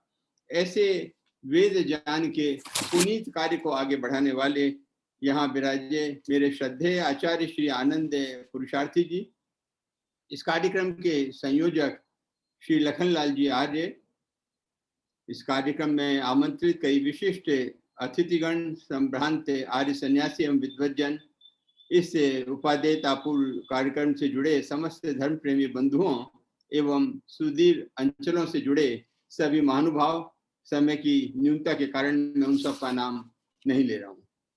सर्वप्रथम तो मैं निवेदन करना चाहूँगा कि मैं अपने आप को बड़ा सौभाग्यशाली समझता हूँ कि आज इस कार्यक्रम से संबद्ध होने का सुअवसर मुझे श्री आनंद पुरुषार्थी जी ने प्रदान किया है। बहुत समय पूर्व महर्षि दयानंद स्मृति न्यास जोधपुर के कार्यक्रम में आपसे परिचय हुआ। आपकी ऊर्जा ने, आपके कर्मनिष्ठ जीवन ने मुझे बहुत प्रेरित किया। वास्तव में मानवीय गुणों से आप ओतप्रोत हैं और वैदिक सिद्धांतों, आर्य समाज के प्रति जो मैंने निष्ठा और भक्ति देखी आपकी, और आपके विवेकपूर्ण नम्रता, अनुकरणीय शिष्टाचार और गरिमापूर्ण सौम्यता ने मुझे बहुत अनुप्राणित किया। मैं बहुत बहुत आभारी हूँ कि मुझे इस कार्यक्रम में उन्होंने आमंत्रित किया। मैंने अभी, जैसा कि सत्यार प्रकाश का अनेक बार महर्षि कालजी ग्रंथ का अध्ययन किया है, तो उसके नवे समुल्लास को लेकर आपने जिस तरह की चर्चाएं हमारे समक्ष रखी कि अन्नमय कोश, ज्ञानमय कोश, प्राणमय कोश, विज्ञानमय कोश, आनंदमय कोश, इन सब की बहुत विस्तृत व्याख्या आपने रखी। और 3 अवस्थाएं हमारी, जागृति, स्वप्न, सुषुप्ति, इसके बारे में भी आपने बताया। और शरीर के जो हमारे प्रकार हैं, स्थूल प्रकार, सूक्ष्म प्रकार, जो हमारे सूक्ष्म शरीर है, कारण शरीर है, इन सब का भी आपने विवेचन किया। जन्म मृत्यु के बंधन से हम कैसे छूटें, विद्या के क्या लक्षण होते हैं, साधक और साधना कैसे हमारी होनी चाहिए, और महाभारत के अनेक सुंदर दृष्टांत देकर और उसके अतिरिक्त भी कई सुंदर दृष्टांत देकर आपने अपनी बात को बहुत प्रभावी ढंग से हमारे समक्ष रखा। मैं सर्वप्रथम तो ये व्यक्त करना चाहूँगा कि मेरी जो 55 वर्ष की सेवा अवधि है, न्यायपालिका से जुड़ा रहा हूँ, डिस्ट्रिक्ट जज भी रहा हूँ, प्रिंसिपल लॉ सेक्रेटरी, फिर हाईकोर्ट जज, फिर 6 साल लोकायुक्त रहा हूँ। अगर मेरे जीवन में कहीं भी कुछ अच्छा है तो उसका संपूर्ण श्रेय गुरुवर दयानंद को जाता है, जिनकी कोटि का महामानव पिछले कई सहस्त्र वर्षों में इस देश में नहीं जन्मा। किंतु अरे आवाज चलेगी, आवाज आ रही कोठारी जी, आवाज आ रही आपकी। किंतु उनकी महानता थी कि उन्होंने अपने को कभी ऋषि नहीं कहा, अपने को महर्षि नहीं कहा, अपने को कभी जगत गुरु भी नहीं कहा, अपने को कभी कपिल, कणाद आदि ऋषियों की समकक्षता में भी नहीं रखा। किंतु यदि हम उनके जीवन का अवलोकन करें तो हम जानेंगे कि उनका जीवन उनके द्वारा दिया गया योगदान इन सब से कहीं अधिक था। और जो बात अभी आनंद पुरुषार्थी जी ने हमारे समक्ष रखी, वही बात गुरुवर महर्षि दयानंद ने जब 10 अप्रैल 1875 को आर्य समाज की आधारशिला रखी, यह कहते हुए कि जैसा आर्य समाज आर्यावर्त देश की उन्नति का कारण है, वैसा दूसरा नहीं हो सकता। और उसके नियम 4 में यह कहकर उन्होंने कि सत्य के ग्रहण करने और असत्य के छोड़ने में हमको सर्वदा उद्यत रहना चाहिए। और केवल यही नहीं कहा, साथ में नियम 5 में यह भी प्रतिपादित कर दिया कि सब काम मनुष्यों को धर्मानुसार अर्थात सत्य और असत्य को विचार करके करने चाहिए। ये एक बात उन्होंने सत्य का महत्व प्रतिपादित करते हुए कही, जिसका भी पुरुषार्थी जी ने बहुत विस्तृत विवेचन सत्य का किया था कि हमें साधना के मार्ग पर आगे बढ़ना है तो सत्य का ग्रहण करना पड़ेगा, असत्य को परित्याग करना पड़ेगा। दूसरी बात जो उन्होंने कही श्री श्रद्धेय पुरुषार्थी जी ने, वो था अविद्या का नाश और विद्या की वृद्धि। और आप देखिए उन्नति के मार्ग में अविद्या ही सबसे बड़ी बाधा बनकर खड़ी हो जाती है। इसीलिए महर्षि दयानंद ने आर्य समाज के नियम 8 में यह प्रतिपादित किया कि अविद्या का नाश और विद्या की वृद्धि करनी चाहिए, जिससे सबकी उन्नति का मार्ग प्रशस्त हो सके। और निश्चित ही वेदाध्ययन इसमें सहायक होगा। परोपकार की भावना मनुष्यता की पहचान है, इसलिए कहीं इसका लोप न हो जाए, इसलिए प्रावधान भी साथ में कर दिया नियम 9 के माध्यम से कि प्रत्येक को अपनी उन्नति से संतुष्ट नहीं रहना चाहिए, किंतु सबकी उन्नति में अपनी उन्नति समझनी चाहिए। और जैसा कि हम जानते हैं कि जीवन में वास्तविक उन्नति के लिए स्वतंत्रता और अनुशासन 2 सबसे बड़े संबल होते हैं। इसीलिए महर्षि ने 10वें नियम में यह सिद्धांत रूप में सफलता का सूत्र दे दिया कि सब मनुष्यों को सामाजिक सर्वहितकारी नियम पालने में परतंत्र रहना चाहिए और प्रत्येक हितकारी नियम पालने में सब स्वतंत्र रहें। कहने का अभिप्राय यह है कि ये जो महर्षि के प्रतिपादित नियम है आर्य समाज के, इनका एक एक शब्द महर्षि के गंभीर ज्ञान और चिंतन का परिचायक है। मुझे तो लगता है कि ये आर्य समाज के कार्यों का एक संक्षिप्त सा घोषणा पत्र में, जो गागर में सागर की भांति है, समूचे मानव जाति के उपकार और उन्नति का ऐसा सरोकार और कार्यक्रम संसार के किसी भी अन्य संगठन, मत, पंथ या सोसाइटी ने प्रस्तुत नहीं किया है। और ये सबके लिए है, किसी एक व्यक्ति विशेष के लिए नहीं है। दूसरी बात जो श्रद्धेय पुरुषार्थी जी ने कही, मैं उसको आगे बढ़ाते हुए कहना चाहूंगा कि आपने साधना को, उपासना को कि एकाग्रचित होकर हम उस तरफ लीन हुए, ये बहुत महत्व दिया। और वास्तव में देखा जाए तो जैसा कि योग दर्शन में कहा गया, शुरू में साधना में मन नहीं लगता, किंतु आप प्रयास करें। जैसा कहा गया कि सेतु दीर्घकाल निरंतर सत्कारों से वितो दृढ़ भूमि, और गीता में भी कहा गया असंशय महाबाहो मनो दुर्निग्रहम चलम अभ्यासेन तो कौनते यह वैराग्य च गृह्यते।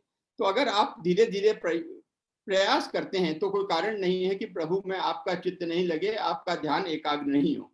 जब आप उपासना करते हैं तो उसके बहुत सारे लाभ हैं। मैं संक्षेप में केवल 2 मिनट में उनके लाभों को बताना चाहूंगा। सबसे पहला लाभ तो मोक्ष प्राप्ति। जीवन के 4 हमारे लक्ष्य हैं, धर्म, अर्थ, काम और मोक्ष, और इनकी प्राप्ति का एकमात्र साधन योग साधना और उपासना है।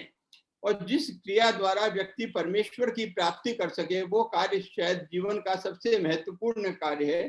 तो इसीलिए महर्षि ने कहा है कि जो मनुष्य सत्य प्रेम भक्ति से ईश्वर की उपासना करेंगे, उन्हीं उपासकों को परम कृपा में अंतर्यामी परमेश्वर मोक्ष दुख देके सदा के लिए आनंदित कर देगा। दूसरा, हमारा दायित्व है कि हम ईश्वर के उपकारों का, जिसने हमें सब कुछ प्रदान किया है, उसका स्मरण करें, उसके प्रति अपनी कृतज्ञता को ज्ञापित करते हैं। क्योंकि हमारे यहाँ कहा गया है वेदों में, कृतज्ञ नास्ति कृष्णति, कि कृतज्ञता से बढ़कर कोई पश्चाताप नहीं है। और उपासना का लाभ क्या है? सबसे बड़ा, जीवन में हमारे निर्भिमानता आती है। तेरा तुझको अर्पण है प्रभु, मेरा मुझ में कुछ नहीं, तेरा देने वाला कोई और है, देता है दिन नैन, लोग भ्रम मुझ पर करें याहित नीचे नैन, त्वमेव माता च पिता त्वमेव। एक निर्मलता हमारे जीवन में, निर्भिमानता पूरी तरह से आती है। आत्मा हमारी निर्मल होती है। बाह्य रूप से तो हम जल शुद्धि से हम शुद्ध कर सकते हैं, किंतु आंतरिक शुद्धि बहुत अधिक आवश्यक है, और वो परमात्मा की उपासना से ही प्राप्त हो सकती है। जीवात्मा हमारी पवित्र होती है। जैसे महर्षि ने कहा है कि जैसे शीत से आतुर पुरुष का अग्नि के समीप जाने से शीत निवृत्त हो जाता है, वैसे ही परमेश्वर के समीप जाने से उसके गुणों का प्रभाव हमारे जीवन पर पड़ता है और हमारा जीवन पवित्र होता है। और सबसे बड़ी बात, सद्बुद्धि की प्राप्ति होती है।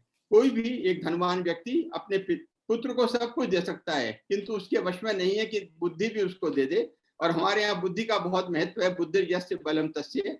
तभी हम हमेशा ओम भूर्भुवः स्वः जो हमारा गायत्री मंत्र है, याम मेधाम देवगणा मेधाम में वर्णो दधातु, क्योंकि गीता में कहा गया तेषा सत युक्ता नाम भस्ताम प्रीति पूर्वकम तो ददामि बुद्धि योगम तम येन मामु पयंतु ते। कि परमात्मा जिस पर कृपा करते हैं उसको केवल अच्छी बुद्धि दे देते हैं। देवा ही नान्य द्वितरंति वस्तु प्रसद्यते साधुदियम ददंते, जैसा कि नैषधीय चरित में लिखा है।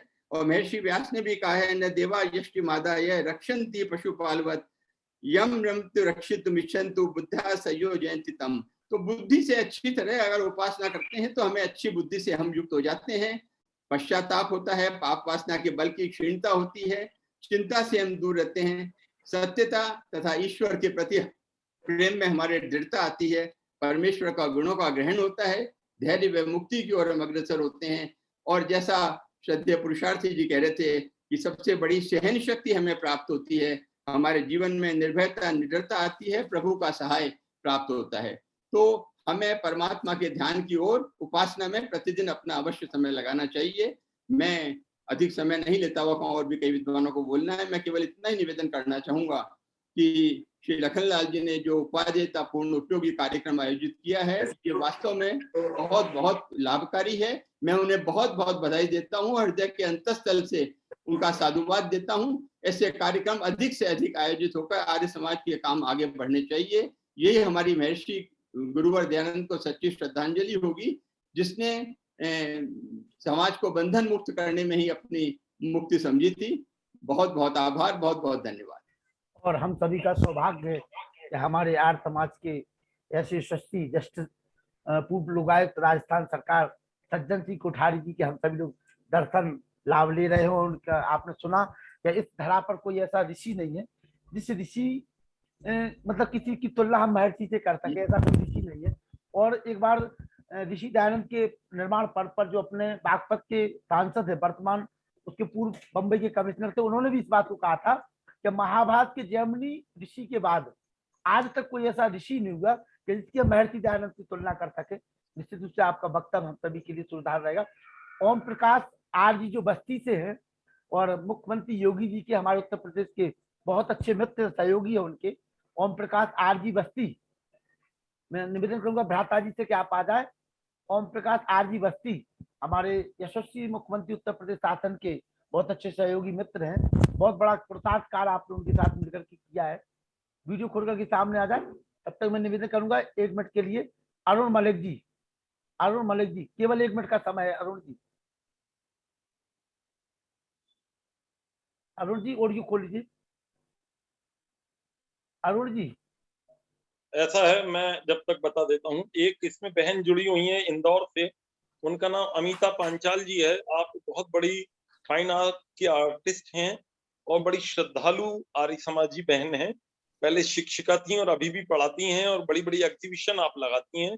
मैं चाहता हूँ बहन सबको अपना दर्शन दें। अमिता जी अमिता जी, अमिता जी रितंभरा जी का आपने नाम सुना होगा, वृंदावन की, वो इनके घर आती हैं जब भी इंदौर आती हैं। चलिए स्वागत तो है अमिता जी इनके का। भाई धन्यवाद। अमिता पांचाल आर्य समाज की संचालिका भी हैं ये। और जिनको आर्टिस्ट अपने बच्चों को बनवाना है तो वो दीदी का आशीर्वाद ले सकते हैं। एक बार मेरा बहुत अच्छा प्रोग्राम इंदौर में हुआ, बहुत साल हो गए, जिन्होंने खड़े होकर बोला कि आचार्य जी हर साल मैं आपको 5,000 रुपए दान दूंगी। तो मैं तो 5 से ज्यादा ही ले लेता हूँ और मैं बता देता हूँ कि दीदी इस बार का दान फलानी जगह दे दो, इस बार का फलानी जगह। मैं तो लेता नहीं, मुझे जरूरत ही नहीं। अब अपना लेकिन अमिता दीदी ये जानती हैं कि आचार्य जी ने बोला है तो कहीं ना कहीं देना है। तो इस बार का जो त्रिपुरा की वो आचार्य जी जुड़ी है, इस बार का अमिता दीदी का दान वहां पहुंच जाएगा, क्योंकि अमिता दीदी वर्षों से मेरे कहने पर कहीं ना कहीं दान देती है। जरूर इसमें जरूर। एक सज्जन श्री राजेश भागवत जी जुड़े हुए हैं।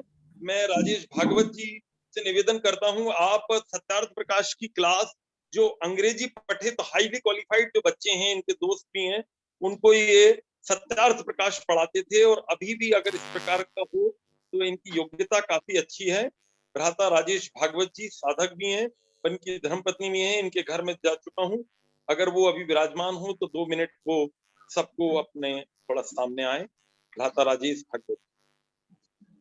अमिता जी आप आ जाइए बहन जी, जो जी स्वागत है आपका अमिता जी। धन्यवाद। अमिता दीदी 2 मिनट आप बोल दीजिए, उनकी इच्छा है कुछ। जी बताइए बोलिए, आचार्य बोलिए। जी। अमिता जी बोलिए, अमिता जी बोलिए, अमिता जी आप बोलिए, अमिता जी बोलिए। मैं एक कलाकार हूँ, उस हिसाब से मैं कहूंगी कि कला स्वांत सुखाय होती है, फिर सर्वांत सुखाय होती है। तो जो पहले हमें सुख देती है वो दूसरों को बाद में सुकून देती है। तो ये ऐसे ही कला ऐसी चीज अभिव्यक्ति है कि व्यक्ति अपना अभिव्यक्ति अपने भावों से नहीं अपने कलम से कर देता है।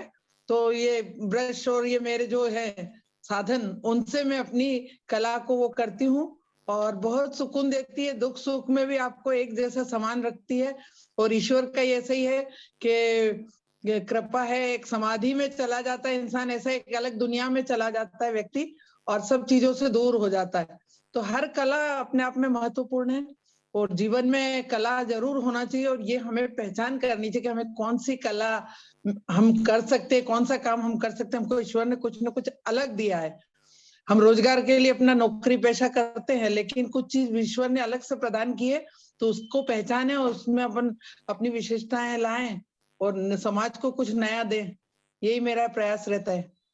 मैंने विश्व की संभवतः पहली महिला, मुझे अवार्ड मिला था महिला दिवस पर, हेमा मालिनी जी ने भी दिया है और भी जगह वात्सल्य ग्राम वृंदावन से साध्वी रितंबरा जी दीदी माँ ने दिया था, क्योंकि मैंने शमशान में, इंदौर के दोनों शमशानों में पेंटिंग की थी और मैंने अपने भाई और पिताजी माँ सबका अंतिम संस्कार भी किया जाके शमशान में, क्योंकि मुझे शमशान से फिर ऐसा हो गया कि पहले बड़ा अजीब तरह का डर था कि महिलाएं नहीं जाती, ऐसा था।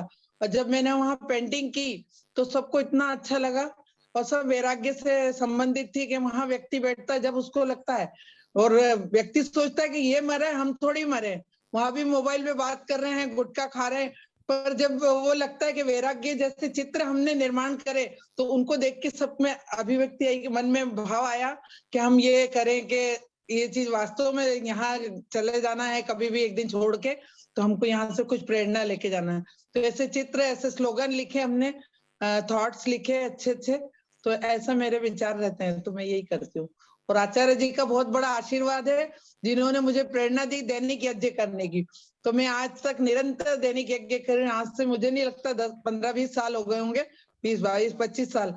तो जब से मैं निरंतर यज्ञ करती हूँ और अच्छी से अच्छी सामग्री, और ये चीज में कोई कंजूसी नहीं होती है कहीं भी, और वो चीज सबसे ज्यादा अच्छी, क्योंकि हम अप्रत्यक्ष रूप से दूसरों के लिए भी खुशियां खरीद रहे हैं, पर्यावरण सुधार कर रहे हैं। तो ये लॉकडाउन में भी मैंने सबको सामग्री के पैकेट दिए थे, हमारे पहचान वालों को, सबको, कि आप भी यज्ञ करो, नहीं आ रहा तो सिर्फ गायत्री मंत्र से करो, ताकि आपके घर में शुद्धि हो, वातावरण शुद्ध होगा, पर्यावरण। तो इसलिए ऐसा किया, सब आचार्य जी के आदेशानुसार और उनके आशीर्वाद से। धन्यवाद। बहुत बहुत बधाई बहन अमिता जी। श्री राजेश भागवत जी सामने आ जाते, 1 मिनट। राधा भागवत राजेश भागवत जी, आप कहाँ? भैया वो मारुति भागवत के नाम से जो है इसको ओपन कर दीजिए। चलिए चलिए, तो अपना वीडियो खोल ले, मैंने उनको बना दिया है। मारुति भागवत जी, ओम प्रकाश आर जी बस्ती, वासुदेव की PWC ललितपुर, ये लोग वीडियो खोल के सामने आ जाए। भागवत जी, मारुति भागवत जी के नाम से जुड़े हुए ना? वो शायद उनका कहीं व्यस्त हो गए, फोन पर बात चल रही, मजबूरी है। मारुति भागवत जी को मैंने पोस्ट बना दिया है, अब वो जुड़ नहीं पा रहे हैं अभी। केपी पटेल जी, केपी पटेल जी, आपले ये ना करायला गती मारुति भागवत जी, आपकी भागवत जी, भागवत जी, हो बोलिए बोलिए भागवत बोलिए। हाँ, भागवत जी मेरी आवाज सुन पा रहे हैं? हो आता है आवाज आता है। भागवत जी बोलिए। केपी पटेल जी, ललित मोहन तारनी जी, जो हमारे विश्व प्रसिद्ध गीतकार है, गायककार है, और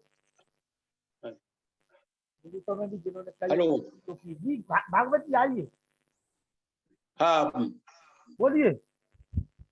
हाँ हाँ अभी वो डबल डबल मोबाइल से जुड़े हुए थे आवाज से। ललित मोहन साहनी जी जी नमस्ते। नमस्ते नमस्ते। 2 मिनट का समय है आपके पास, आइए। जी आवाज नहीं सुन पा रहा। आपकी आवाज आ रही मुझे। ललित मोहन हाँ साहनी अभी आई जी बोलिए। जी भजन सुनाऊं? आप भजन सुना दीजिए कोई बात जी नहीं। जी आज मैं ऋग्वेद का प्रथम मंत्र और अग्निमीड़े पूर्वहितम और सना पिते वसु नवे।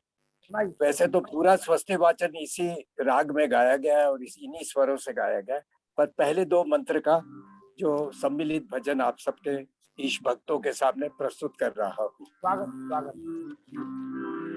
ओम अग्निमीड़े पुरोहितम यच्च सदेव मृत्विजम् ओतारं रत्नधातमम्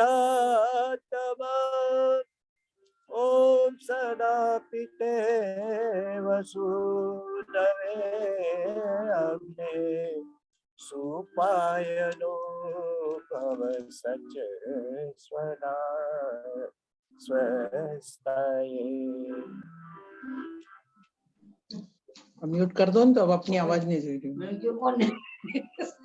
प्रभु सृष्टि यज्ञ को धारता, प्रभु सृष्टि यज्ञ को धारता, वो पिता है पुत्रों को तारता तारता, प्रभु सृष्टि यज्ञ को धारता।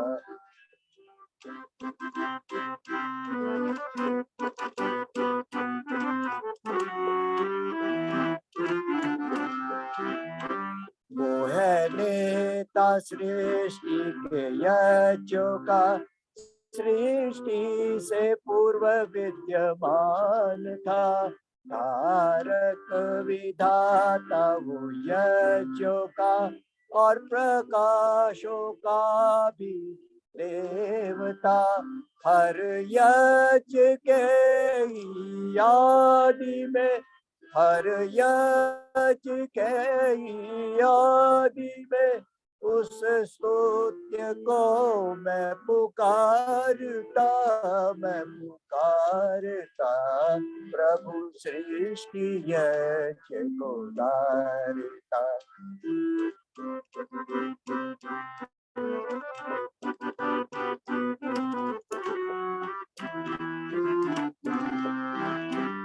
रमणीय ग्रह उपग्रह भरे ब्रह्मांड को धारण करे, सब रत्न इस ब्रह्मांड के कल्याण हेतु ही धरे। ज्योति स्वरूप है वो प्रभु, ज्योति स्वरूप है वो प्रभु, चहुओर प्रकाश प्रसारता प्रभु सृष्टि यज्ञ को धारता।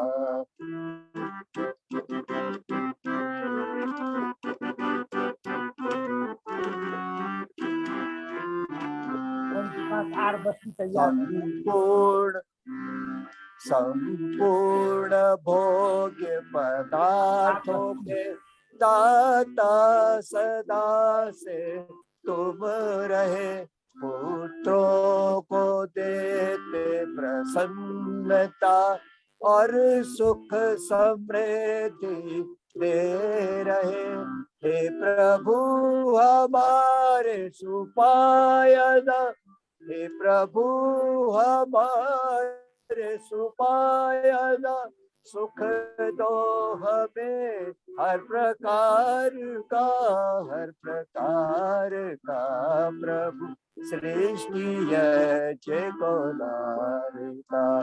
उपयुक्त पदार्थों को पाके हम कल्याण को सब प्राप्त हो, ना दुरुपयोग हो सत्व का, जो सत्व हो सुखार्थ हो। बन के पिता निज पुत्रों को, बन के पिता निज पुत्रों को, दुख व्याधियों से उबारता उबारता प्रभु, सृष्टि यज्ञ को तारता। वो पिता है पुत्रों को तारता तारता प्रभु, सृष्टि यज्ञ को तारता। बहुत बहुत आभार जैसे ललित मोहन सारणी जी, जिनकी बेटी अदिति, धन्यवाद। भजन आपने सुने थे। और ललित मोहन सारणी जी ये भजन इंटरनेट पर भी है, जिन लोगों को सुनना हो तो अदिति ने इसका वीडियो बनाया है। भारत ललित मोहन के अंदर आपने स्टेज शो किए हैं, लगभग अन्नू कपूर जैसे महान कलाकारों को भी आपने पीछे छोड़ा आपकी बेटी ने स्टेज शो के मामले में। ये तो आप लोगों का प्रेम कह रहा है, तो आपका प्रेम जो मैं वो रिसीव कर रहा हूँ। जगदीश पारासर जी जो पहली बार जुड़े हैं हमारे भोपाल से हैं, जगदीश पारासर जी अपना ऑडियो खोल लीजिए। सेवानिवृत्त जिला शिक्षाधिकारी के वित्त विकास अधिकारी रहे। Vasudev ji CWC member, Vasudev ji CWC member Lalitpur. आइए, आपने पहली बार इस कार्यक्रम को ज्वाइन किया। सज्जन सिंह कोठारी जी को भी आपने सुना, जो लोकायुक्त रहे हमारे, और उनको भी आपने सुना जी। नहीं, आइए आइए वासुदेव जी, वासुदेव जी ऑडियो खोल लीजिए, अपना ऑडियो तक करिए वासुदेव जी,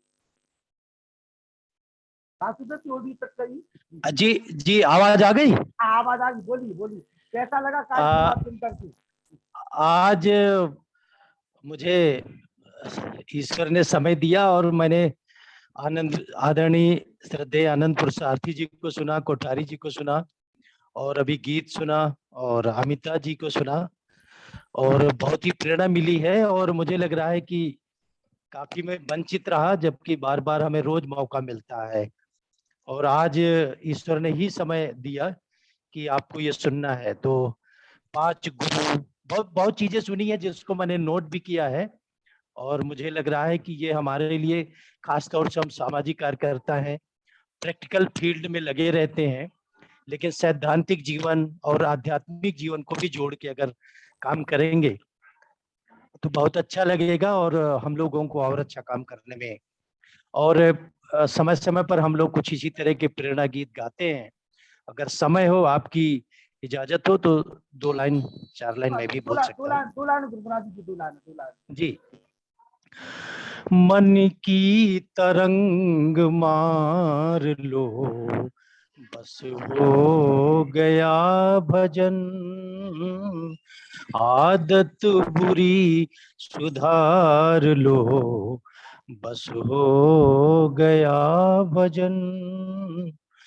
दृष्टि में तेरे दोष हैं, दुनिया निहारती, दृष्टि में तेरे दोष हैं, दुनिया निहारती, समता का अंजनांज लो, बस हो गया भजन। मन की तरंग मार लो, बस हो गया भजन। धन्यवाद वासुदेव जी। आदत बुरी सुधार लो।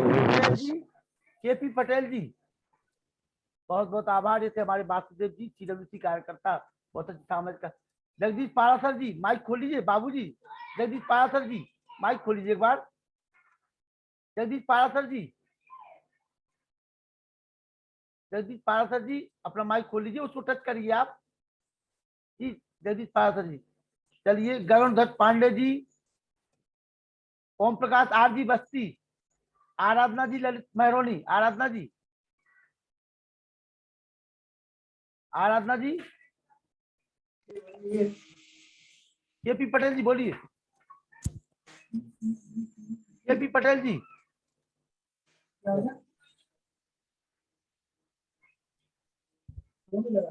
केपी पटेल जी, चलिए मैं निवेदन करूंगा व्यासनंदन शास्त्री जी से केवल 1 मिनट का समय, व्यासनंदन शास्त्री जी शांति पाठ कराएं इसके बाद जी। हाँ जगदीश पासर जी बोलिए, जगदीश पासर जी आवाज आ रही है आपको, बोलिए। आवाज आ रही है? हाँ बोलिए। लखनलाल जी आर्य के द्वारा मुझे आज पहली बार ये जो है प्रवचन सुनने का मौका मिला, इसके लिए मैं उनका अत्यंत आभारी हूँ। उन्हीं के माध्यम से संस्कार का भी अध्ययन, पुस्तक का मैंने अध्ययन किया जो है, बहुत ही अच्छा लगा और मैं निरंतर इसमें जुड़ा रहूंगा जो है। बिल्कुल पारासर जी लगातार जुड़िए, हमें अच्छा लगेगा और हम चाहते हैं कि आप जैसे अच्छे जो समाज सेवी, बिल्कुल बिल्कुल। सुधा शर्मा जी, सुधा शर्मा जी, सुधा शर्मा जी, 8 से 4:30 के आसपास, सुधा शर्मा जी, सुधा शर्मा जी जो फिटनेस, सुधा शर्मा जी, सुधा शर्मा जी मेरी आवाज सुन पा रही है सुधा जी? चलिए व्यासनंदन शास्त्री जी आ जाइए 1 मिनट के लिए, फिर हम समापन करें। अन्य नरोला जी, वेद प्रकाश शर्मा जी का तब आशीर्वाद मिलते ही रहता है, कल देख लेंगे, शांति पाठ कराए। व्यासनंदन शास्त्री जी माइक खोल लीजिए। गरुणध्वज पांडे जी, ओम प्रकाश आदि बस्ती, ओम बोलिए व्यासनंदन जी 1 मिनट का समय। ओम अग्निमीडे पुरोहितं यज्ञस्य देवऋत्विजं होतारं रत्नधातमं। ओम शांति शांति शांति। आर्य समाज महरौनी ललितपुर के द्वारा निरंतर विगत 1 वर्ष से चल रहे इस कार्यक्रम में निरंतर गतिशीलता आ रही है और इसमें परमात्मा की बड़ी कृपा है और अनेक सज्जन, अनेक विद्वान, मातृशक्ति बहनें, कलाकार, सब विधाओं से लोग जुड़ रहे हैं। ये ईश्वर की बड़ी कृपा मानी जाएगी और सचमुच परमात्मा का यह सृष्टि यज्ञ निरंतर चल रहा है। हमारा और आपका यज्ञ तो प्रातः सायं होता है, लेकिन परमात्मा का यज्ञ तो अहर्निश चल रहा है। इस अहर्निश यज्ञ के माध्यम से ही परमात्मा ने चारों वेदों को प्रकट किया और उसके पश्चात स्वयं व ऋत्विज होकर के ऋतु के अनुसार यज्ञ को कर रहे हैं। वह रत्नों का भंडार और साथ ही साथ अभी माननीय ललित साहनी जी ने जो सुंदर भजन 2 मंत्रों को लक्ष्य करके उपस्थित किया है, अवश्य सबके दिल को छू रहा होगा। और उसी क्रम को हमारे माननीय आचार्य पुरुषार्थी जी ने, आनंद पुरुषार्थी जी ने इसी विषय को लक्षित करते हुए साधना की ओर प्रवृत्ति हम लोगों की बनी रहे। हम उस परमात्मा की संपूर्ण सृष्टि के नियामक बन करके हमारी जो मानवता है, हमारी जो सज्जनता है, हमारा जो विवेक है, हमारा जो सदाचरण है, ये सब मुख्य रूप से लगें। और साथ ही साथ जो धर्म के 4 साक्षात लक्षण हैं, जिसको महाराज मनु ने कहा है, वेद स्मृति सदाचारः स्वस्य च प्रियमात्मनः एतत् चतुर्विधं प्राहुः साक्षात धर्मस्य लक्षणम। अर्थात वेद को निश्चित रूप से सबको मानना चाहिए, क्योंकि वेद ही परमात्मा की कल्याणी वाणी है, जो संपूर्ण विश्व का संविधान और मानव मात्र को क्या करना है क्या नहीं करना, ये पूरा का पूरा विवेचन तृण से ब्रह्मांड पर्यंत ज्ञान जहाँ पर भरा पड़ा हो, उस महान कल्याणी वाणी को ही हमें स्वीकार करनी चाहिए धर्म ग्रंथ के रूप में। उसके पश्चात स्मृति ग्रंथ जो हैं हमारे मुनियों ऋषियों के द्वारा लिखे गए, उन स्मृति ग्रंथों पर हमारा विश्वास हो। मनुस्मृति आदि जो धर्मशास्त्र की पुस्तकें हैं, उन पर हमारा पूर्ण विश्वास हो। और साथ ही साथ सदाचार का पालन, अर्थात हम आचरण को इस प्रकार से धारण करें कि हमारी आचरण इतनी उत्कृष्ट शैली की ओर निरंतर बनता जाए, हम संपूर्ण जीवन के अंदर सदा पालन करें इस भावना से, और अंत में प्रिय आत्मन अपनी आत्मा के समान दूसरे की आत्मा को भी समझें, जिसको वेद कहता है ओम यस्तु सर्वाणि भूतानि आत्मन्नेवानुपश्यति सर्वभूतेषु चात्मानं ततो न विचिकित्सति। इस प्रकार की भावना को जो व्यक्ति या हम सब धारण कर लेते हैं, हमारा कल्याण हो जाता है और हम जीवन मरण से ऊपर उठकर संसार के लिए निरंतर अपने को अनिष्ट लगाते हैं। इसलिए आवश्यकता है उस महान विभु में, उस महान परमात्मा में मेरा पूर्ण विश्वास हो, और विश्वास के साथ यदि व्यक्ति लगा रहे तो उसका जीवन कल्याणमय ही होता है। इन्हीं भावनाओं के साथ शिक्षक लखनलाल अरी जी और माननीय मुनिवर बहुत आभार प्रस्थि जी, समस्त विद्वानों और साधु संत महात्माओं पांडे जी तथा कलाकारों गरुण ध्वज पांडे जी बस्ती जी, आ जाइए। नमस्ते जी नमस्ते भ्राता जी। ओम प्रकाश आर बस्ती जो मुख्यमंत्री योगी जी के मित्र हैं, उन्हीं के आप भी मित्र हैं, और आप लोगों ने मिलकर कार्य किया है बहुत अच्छा, आर समाज के लिए करते रहते हैं। एक शब्द के द्वारा आप वो देते बधाई संदेश। गरुण ध्वज पांडे जी बस्ती जी। सभी उपस्थित सज्जनों को मेरा हृदय से प्रणाम है। वास्तव में जो वेद की ज्योति आप जला रहे हैं और हम सबके बीच में यह जो प्रकाश फैलाने का कार्य कर रहे हैं, निश्चय रूप से हम सब यह एक प्रकाश पुंज की तरह बन करके समाज में लोगों को प्रकाशित करने का प्रयास करेंगे। आपका बहुत बहुत धन्यवाद।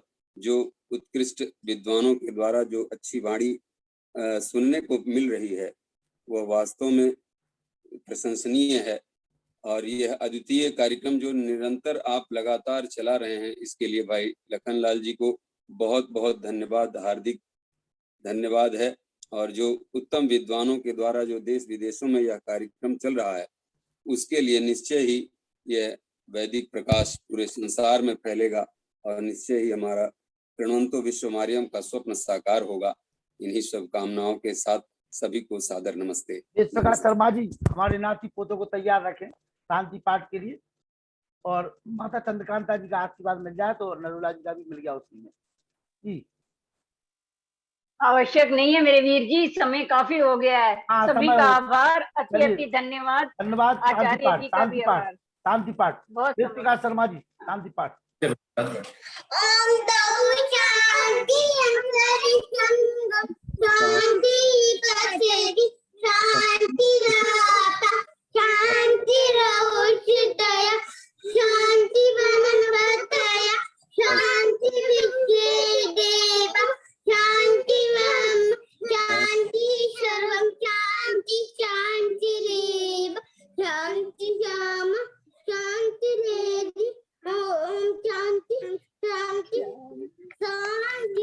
चंद्रकांता जी जयकारा लगाइए। बोलने दो बच्चों को बोलने दो।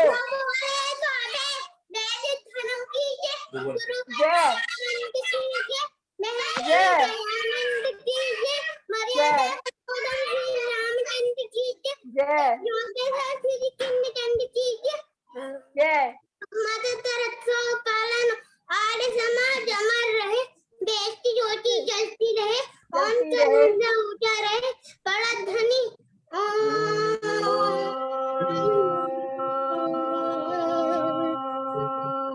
बहुत आशीर्वाद हमारे दोनों बच्चों को। सबको नमस्ते जी। नमस्ते सर्वभो नमः। सभी को सादर नमस्ते। नन्हे मुन्ने को भी बहुत प्यार नमस्ते। नमस्ते। कल मिलते हैं स्वामी जी का कार्यक्रम।